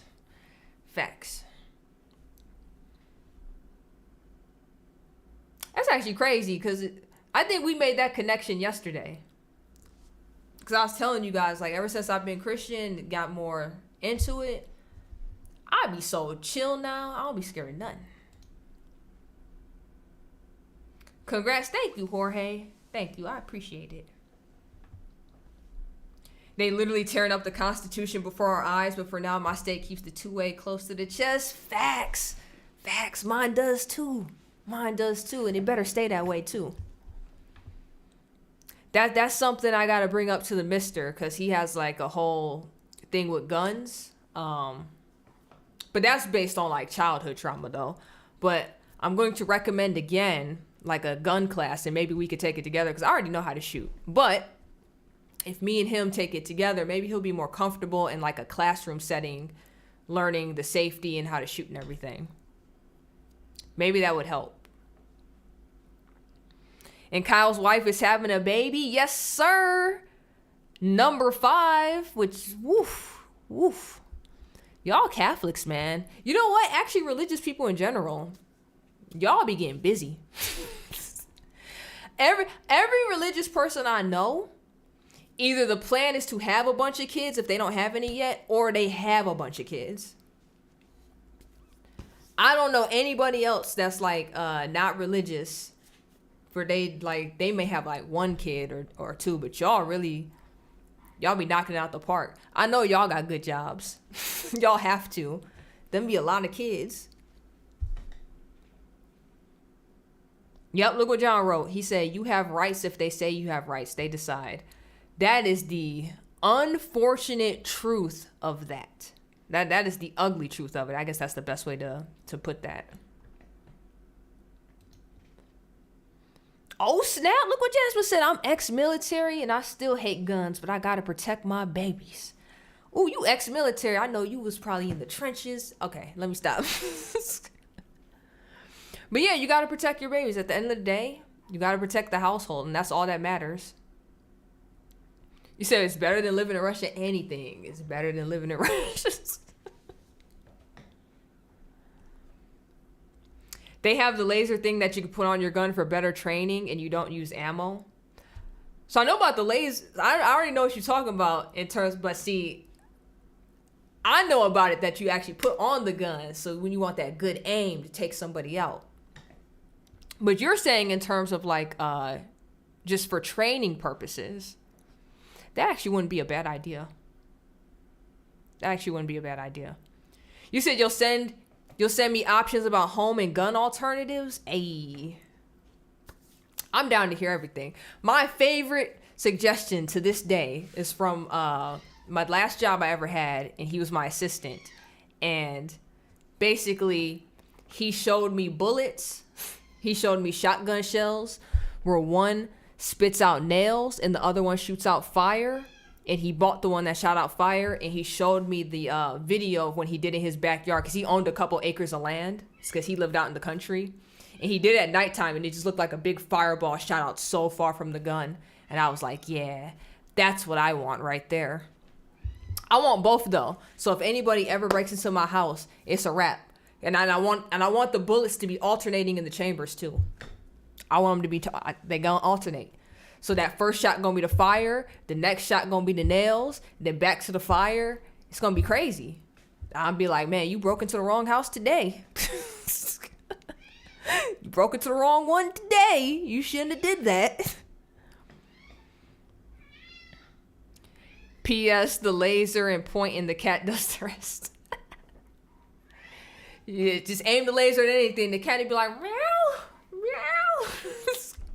I already know y'all hear him in the back. He just wants me to get off. That's all he wants. He's like, hey, attention. I just want you next to me while I go to sleep. That's all that is. He don't want nothing. Dragon's Breath, is that what it's called? Because I don't remember the name of it, but I do remember what it looked like. And I was like, those are the bullets. Those are the bullets right there. When I get the gun. It's, ah, man. Tech boy. Ah. Well, that's for you, Jorge.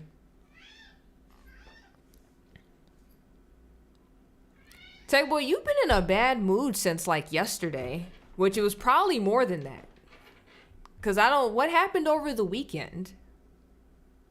Cause I remember you were in the game stream, everything was cool on Thursday, and then Monday you've just been like down. Like what happened? What happened over the weekend?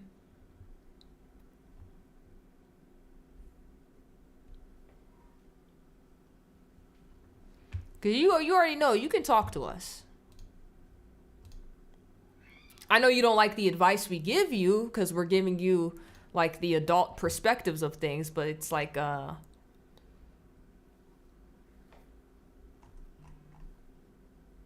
that's the best way to put things. You said nothing happened? So you just been in a bad mood since yesterday?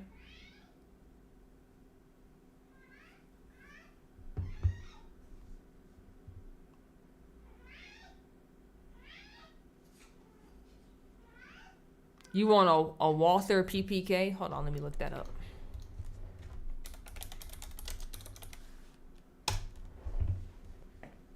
I know what this is. I've seen these many a times. They have a few of these actually at my local pawn shop. Let me show y'all real quick. I love James Bond and he uses that. This is what he's talking about right here, y'all. This right here. Yeah, there's a few of these at my local pawn shop. This one look kind of fire, though. It's the custom. Ooh, they got some more down here. Hold on now. Wait a minute. Oh, that one's a little bit more dirty. No, hold on. This right here. Ooh, it's gold. Can you imagine you just keep it all shined up and glistening? And then when somebody decides to break in, you be like, blah, blah, blah.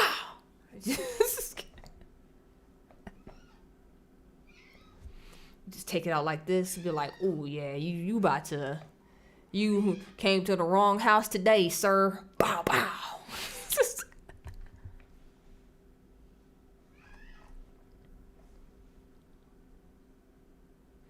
We give you old people advice. I take pride in my old millennial lady wisdom. Yeah, you see Tech Boy? He says, I love you like a son. I know, see, you don't like a lot of the advice we give you because we're older than you. And none of this helps you in the moment because you probably think we don't be understanding. Because that's all it is. You old enough to be my bro. Like, I would be your big sis. I can't say you my son, but because of the age difference. But I would be your big sister. But you see everybody else in here, we love you, bro. You just gotta, it just take time, that's all. You just gotta deal with the nonsense of the teenage years. It's rough. But as soon as you become an adult, you're gonna look back on this time period and be like, wow, I was going through it for nothing. This kind of fire, look at this. This still looks sexy. Man, just pulling this out too, just holding it. Just bow, bow, bow, bow, bow, bow, bow, bow. All right, I gotta stop looking at guns. Okay, I'm getting a little too happy. I love guns. I love it.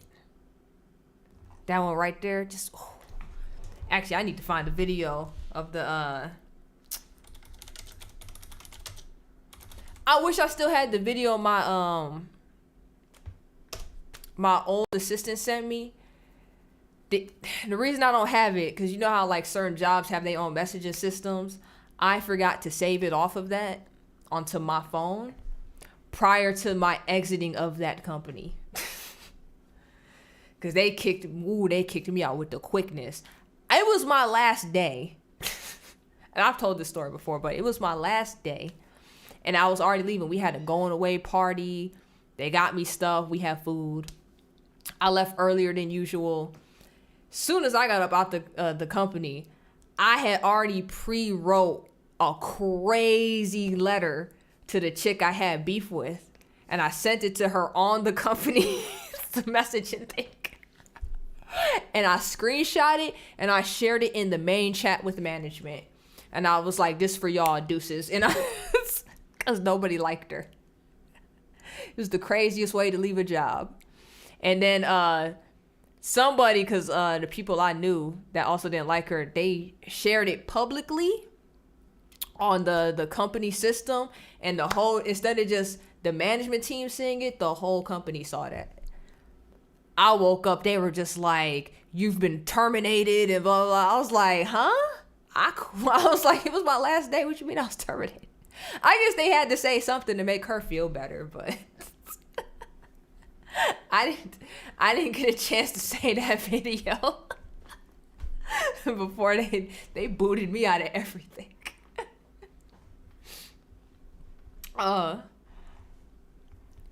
You said Michael Knowles reviewed Wait in the Truck by Hardy. Oh, wow.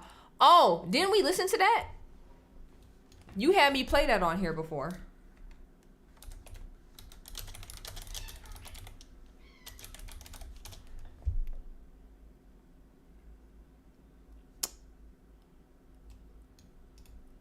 Or you had me play a music video by them, because now I'm looking it up. I could have sworn.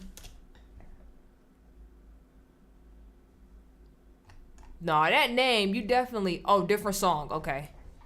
Okay, I got you. Because I'm like, no, that name sounds too familiar. That sounds too familiar. Oh, you put up more, Oh, you put up more guns. You said Taurus Judge? know, bro. I hear you, bro. I hear you. Oh, look at this gun. The second video for this gun literally says the Taurus judge doesn't. Oh, the judge! I know this gun. This the gun I want. Tell it to the judge. This is actually the gun I want. I didn't know Taurus was in the name. We just called it the judge. Oh yeah, this gun looks awesome. Hold on, I'm gonna show y'all the video real quick. You said a 4.5 long or 410 shotgun. Hold on. I gotta show y'all this video real quick. Let me show y'all why this is such a good gun. Hey guys, welcome back. Today, I want to talk about something I've gotten a lot of questions about over the years that I've kind of avoided.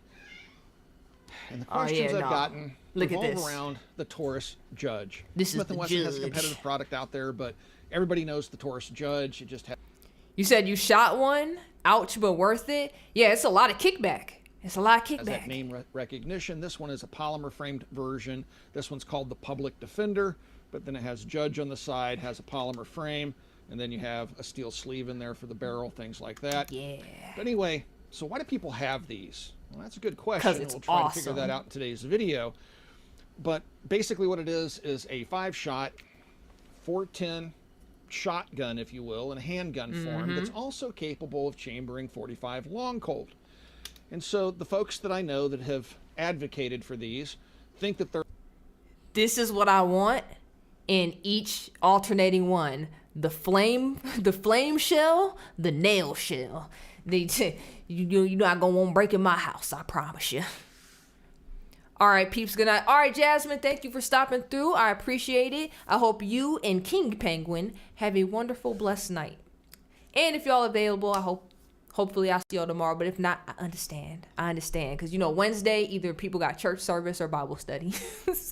They're like the ultimate home defense weapon because basically it's a shotgun in the hand and you can just cover an entire area with lead and stop an intruder in their tracks with your Taurus Judge. So we're going to talk about different options that are available in terms of 410 ammunition. Do a little bit of shooting with that. Throw a couple 45 long Colts in there. I already saw he was some on the data, shooting range. And now then we got to go straight to something like, say 9mm, which is we 7 go yards, straight to fire it. one round. And we will see the Dragon's Breath what video the on YouTube. dispersion Ooh, looks like. yeah, Keep in mind this I'll does pull have that a next. rifled barrel It's in it. awesome. When I tell y'all, it's amazing. I saw it firsthand.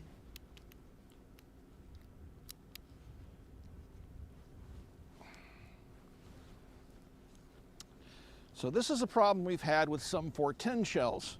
The cylinder seizes up the minute you put it in. Shells go nicely into the cylinder, close the cylinder into the frame, and I can't cock it, can't pull the trigger. I can't even unload it. Got it to lock.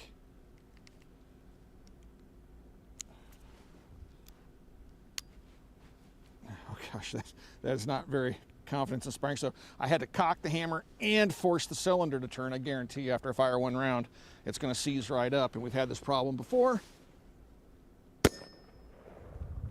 Now look at that dispersion.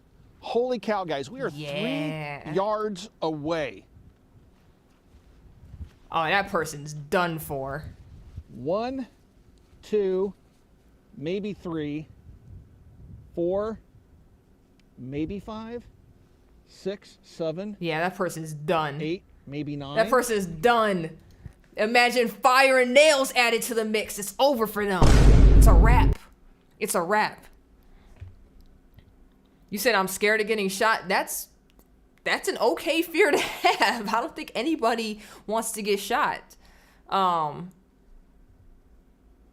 Did your parents pump that in your mind because you're like a teenage black boy? They're just like, oh, dude, be wary of the police. They're gonna shoot you. The gun is completely seized up, guys. So we're gonna have to go get our. Boo. Okay, wait. We gotta look up Dragon's Breath. Yeah. Oh yeah, this is awesome. Look how this is. Look at this.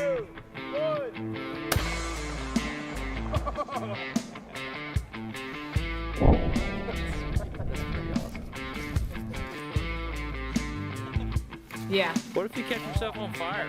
Yeah, my assistant shot one in his backyard and it was awesome.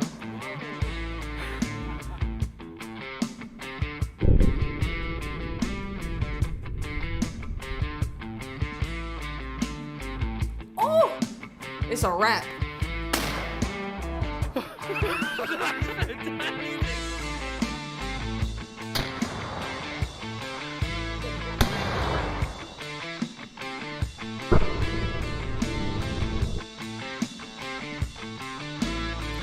Hey, this right here,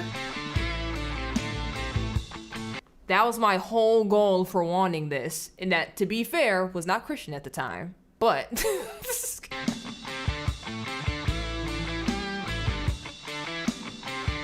oh yeah, so awesome, so awesome. Welcome to Ballistic High Speed, where we combine two of the greatest things on planet Earth: super slow motion and firearms. Weapon is hot. So they're like slow-mo guys with guns. That's awesome.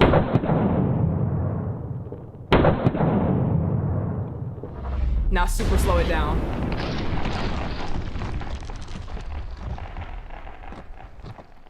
This is such a Our great exposure time is probably 100,000th of a channel second. idea. This magnesium is so bright, it's just blown out the camera completely. This is about 40,000 frames a second, because I didn't know what to expect coming out. But You said react to Officer Tatum, please. You said my mom told me about this, and I thought, the black kid who for show. Who needs that power? What does he plan on doing? Jorge said, Facebook clown world, they don't believe that he was with a girl. Huh? Wait, what are y'all talking about? What's going on with Officer Tatum all of a sudden? Wait a minute. You said they don't believe he was with a girl. We was watching gun videos. What are you...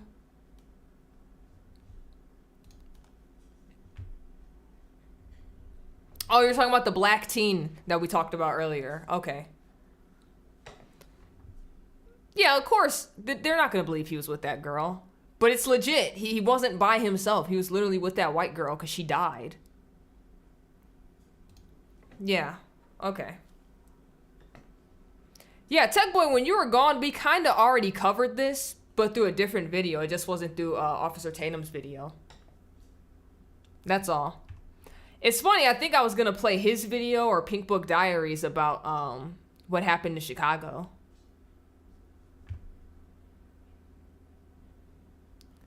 We could do the Bud Lights video story, though. We could do that. Hold on, are they ever going to run this at night in slow-mo? No? Okay. Hey, I had to check.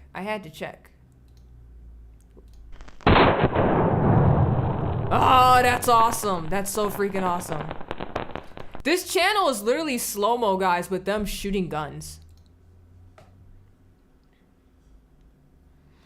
You said, wait, we talked about this. What did we say? Tell me. You were gone at the time, but we basically, we stated how mainstream media is making this a racially motivated story when it's not, because it's not some old racist white guy shooting a black teenager. There was also a white girl that's the same age that was with him, and the white girl ended up dying. So we talked about all of this already.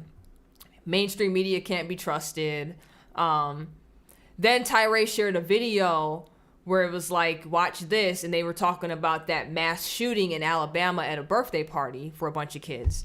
And basically it just turned into, you know, it just turned into us saying like, yeah, no, but like, because mainstream media didn't talk about that story. And it was just like, oh yeah, because it doesn't fit their racial narrative. Because that was black on black crime. Whereas now they're trying to paint this as a white on black crime. When in reality, it was just a white guy shooting at two people he thought was breaking into his house.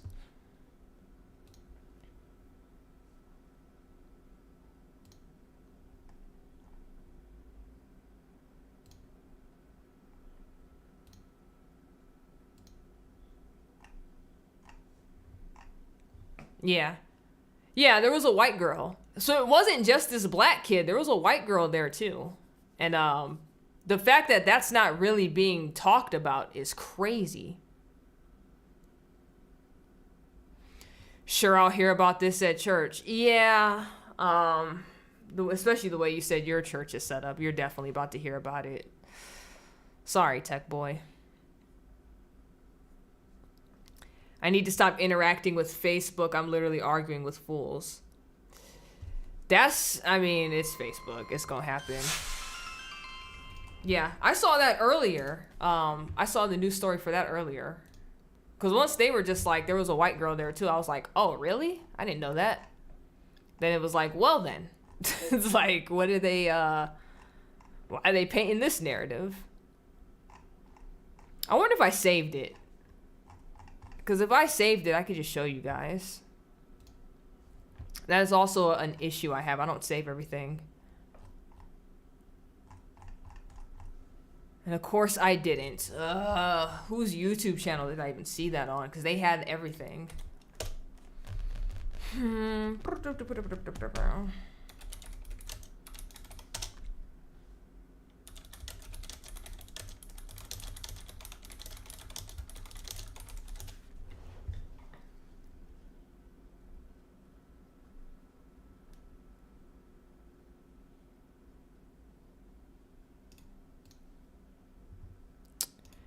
There's like no good news channel.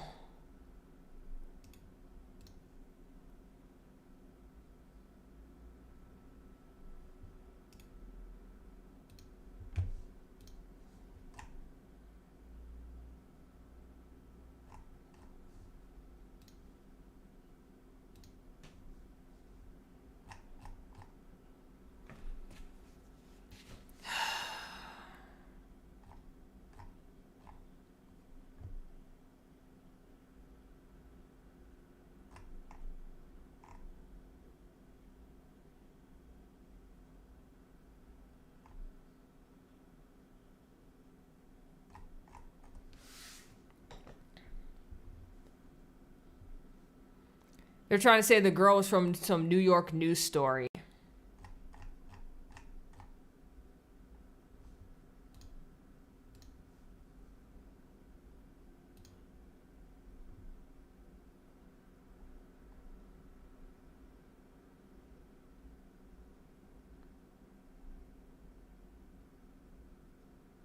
This is weird. I looked up what you just wrote.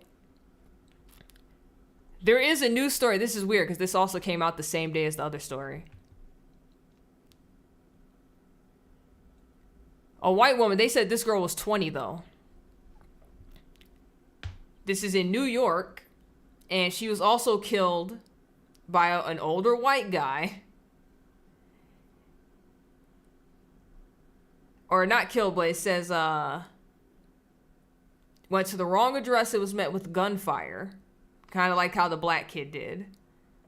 And it was 2 shots, just like the black kid in Kansas City.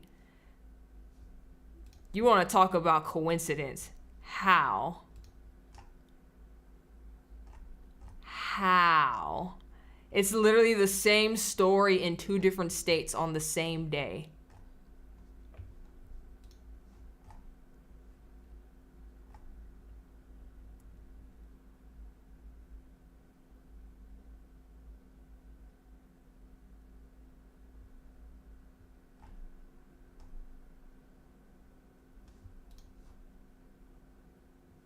Huh. Interesting.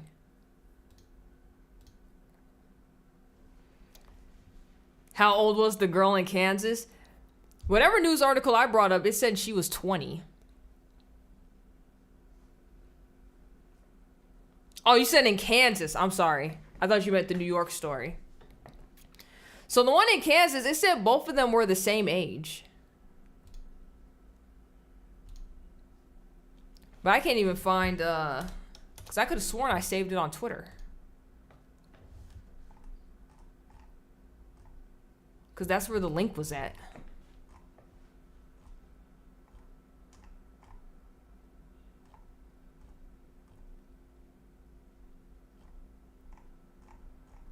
Because I don't even have that link, period. Because the link showed his face. The black kid's face. I don't even have that link in my thing anymore. It's not even in my bookmarks. It's not in my likes either. So where did that link go?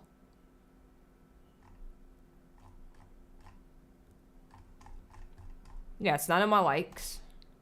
It's not in my bookmarks.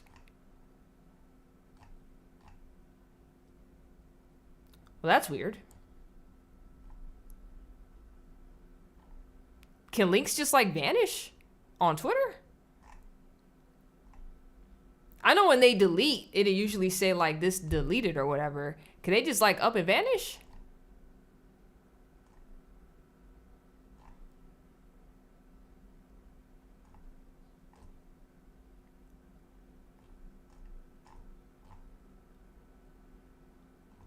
That's weird.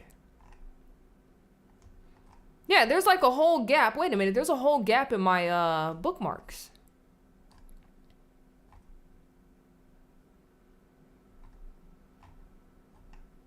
Yeah, there's a whole gap in my bookmarks. Why is that a thing? You know what? Whatever.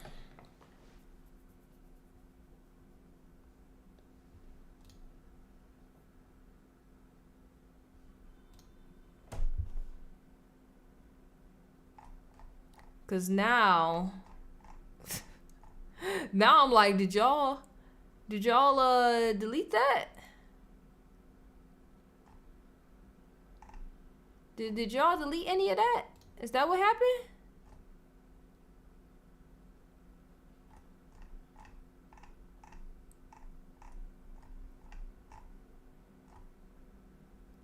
You know what? I'm not even You know what? I'm not even gonna question it now. Cause I saw like I'm gonna get an answer what Elon Musk gonna be like, oh yeah, you know, we had to delete that. Sorry. That's not about to happen. That's not about to happen. Did you see the black woman get beat up by a black woman? Do you mean did you see the white woman get beat up by the black woman? A lot was tweaked on Twitter today, so censorship maybe.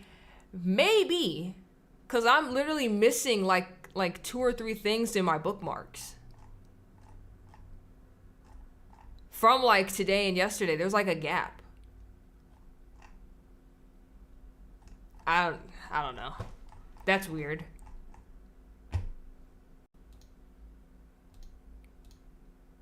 Because I read the story. I literally read it. Y'all don't think that's weird now that it's the same exact story in 2 different areas? They just swapped races and gender? Y'all don't think that's weird? All right, you know what? My FBI agent is watching this right now and be like, he's probably just like, let it go, Sang. Let it go. You're not about to figure this out. You doing too much. Stop looking. I guarantee you. You have to screenshot because this is what they do. Yeah, moving forward, because I didn't think much of it. I'm just like, oh, this is what happened. I'll talk about it later tonight. Like, I'm missing stuff now. Like, that's crazy. Got me thinking I'm crazy. And it's like, no, I know exactly what I read. Why would I make that up? That's weird. That'd be a weird thing to make up.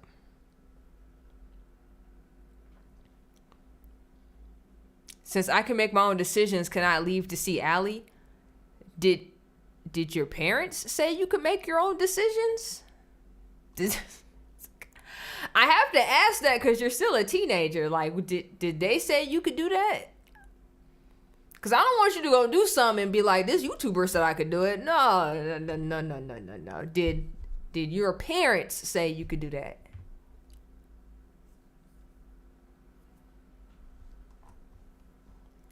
They are... that's literally going to bother me. And I already know the camera, the FBI agent watching is just like, stop it. Stop it. Stop being mad. Stop looking. Don't you dare screenshot anything moving forward.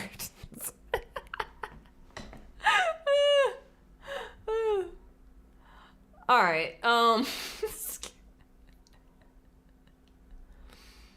Let's find one more thing to watch, cause I already know it's probably gonna take us to 11. You're like, E.T. be good.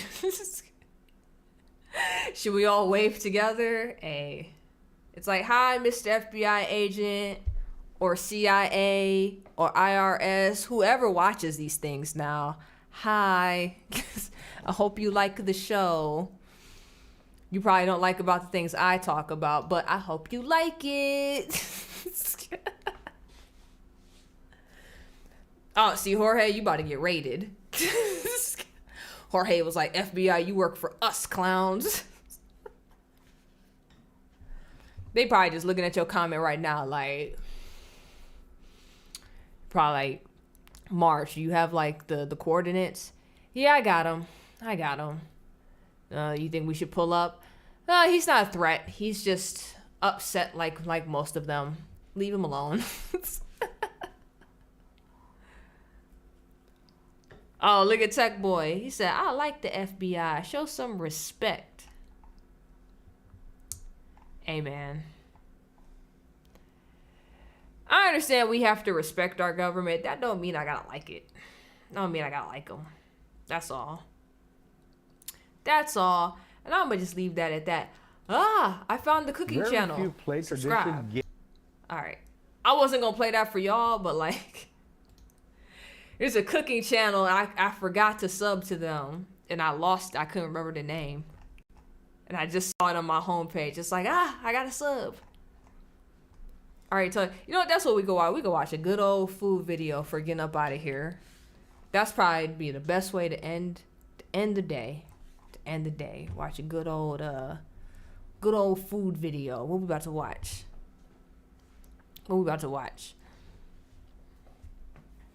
It sucks, but it's life. We are all being watched to the end. Facts. We being watched regardless. Non-stop. That's why they be selling them little things where they be like, use this to cover the camera on your laptop. It's like, okay, so I also need one for my webcam. I'm gonna need one for the cell phones, right? It's like, but all the devices could already hear me. The cell phone can hear me regardless. The little Alexa, Google Home thingies can hear me regardless. It's over. Like, there's no privacy. Y'all hearing everything. Y'all see everything. Y'all hear everything. It's a wrap. None of us have any true privacy. You got to go off grid for all that. The day I can ever live that lifestyle, or at least country enough where I'm almost off grid, I'd be so happy. Yes, I will. No more cities. No more, just none of it. Can't stand it. Suburbs and country life.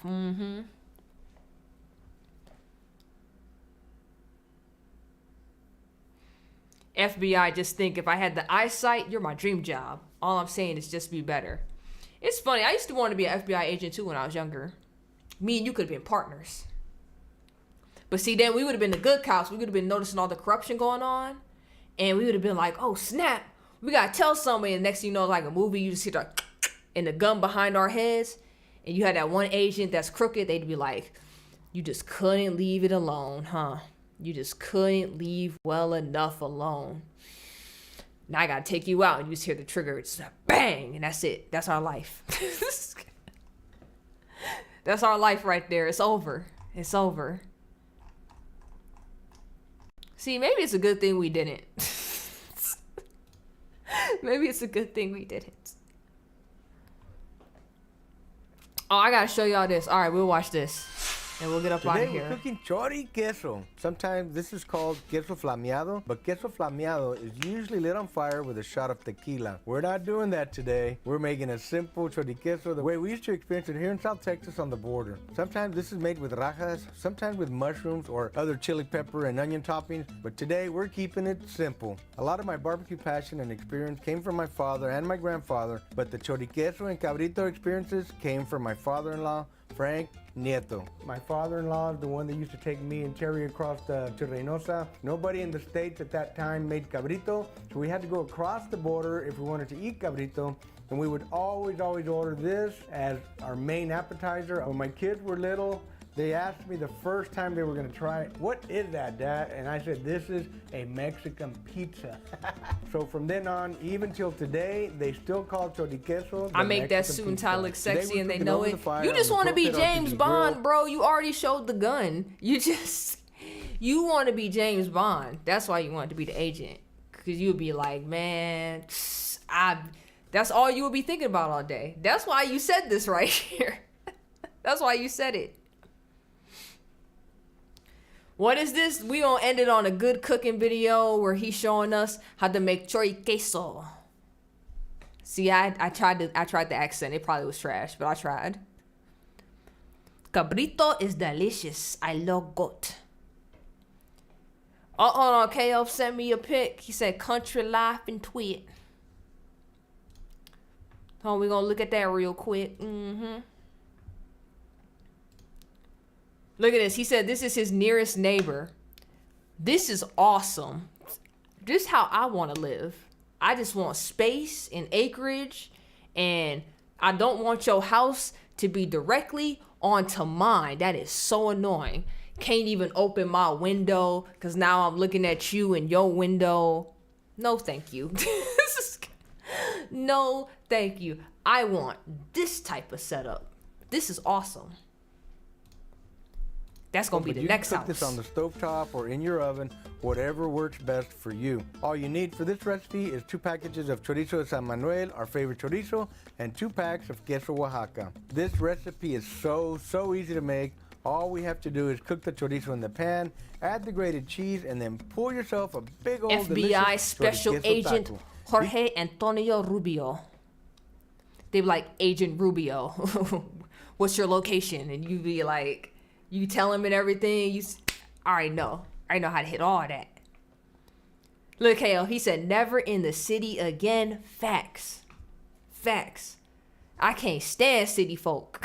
So rude and selfish. You notice, it's crazy too, because once you get to the suburbs, it gets a little bit nicer. Not fully, right? Not fully. But you have more nice people compared to like city life. City life is crazy and hectic. Then when you get to the country, everybody's so nice. It's peaceful. It's like supremely quiet. Like, I think it's quiet where I live in the suburbs, but it doesn't even compare to how quiet it is in the country. Man, look. I can't wait. Can't wait to get up out the city. You can top this with your favorite salsa, guacamole, or anything else you like. Let's fire it up. Here, Cook this some look chori fire. queso. This look I'm gonna fire. use We my, gonna large jump cast straight iron to the pan end. Here is ready. We gonna jump straight to the end product. I let it cool off a little bit so I don't burn my mouth off when I take a bite, but it's ready to go. We're gonna Get take that our chori tortilla. queso. You know what? I'm drop gonna it make on that there, this week, or in my mind, and just I'm talking get a about next big week. old cheesy bite. I'm gonna make this one day. This look fire. Then you put the salsa inside of it. Look, fire. Ooh-wee. Don't forget the salsa. Gotta have a little bit of this chile piquin. You said I'd make salsa sure to on keep there. my country safe. That oath is Yeah, what I buddy. would live by. Mm. Yes, sir. Gotta be a good Man, agent. I love that. That of my Catholic faith, yes, sir. Gotta be a good agent. Gotta yeah. be a good agent. All right, man. You got that nice drippy salsa, the tomatoes juice. You got that now I'm cheesy hungry. cheese. You got the chorizo. All right, now I gotta figure It out is some all food to make. super good. It is late too. Gotta make some late night food. Look at all that runny goodness. This looks amazing. All right, well. All right, now it's all done. You can mix it all together. This is a fire. I'm about to make this one day next week. That makes all the cheese and the chorizo nice and easy. You know what I should do? See, now I'm telling y'all, because now we going into like my shopping list and stuff. I was about to do nachos one day, but like a big family size walk-in taco type deal. I should make this and make that fire bomb. All right, well,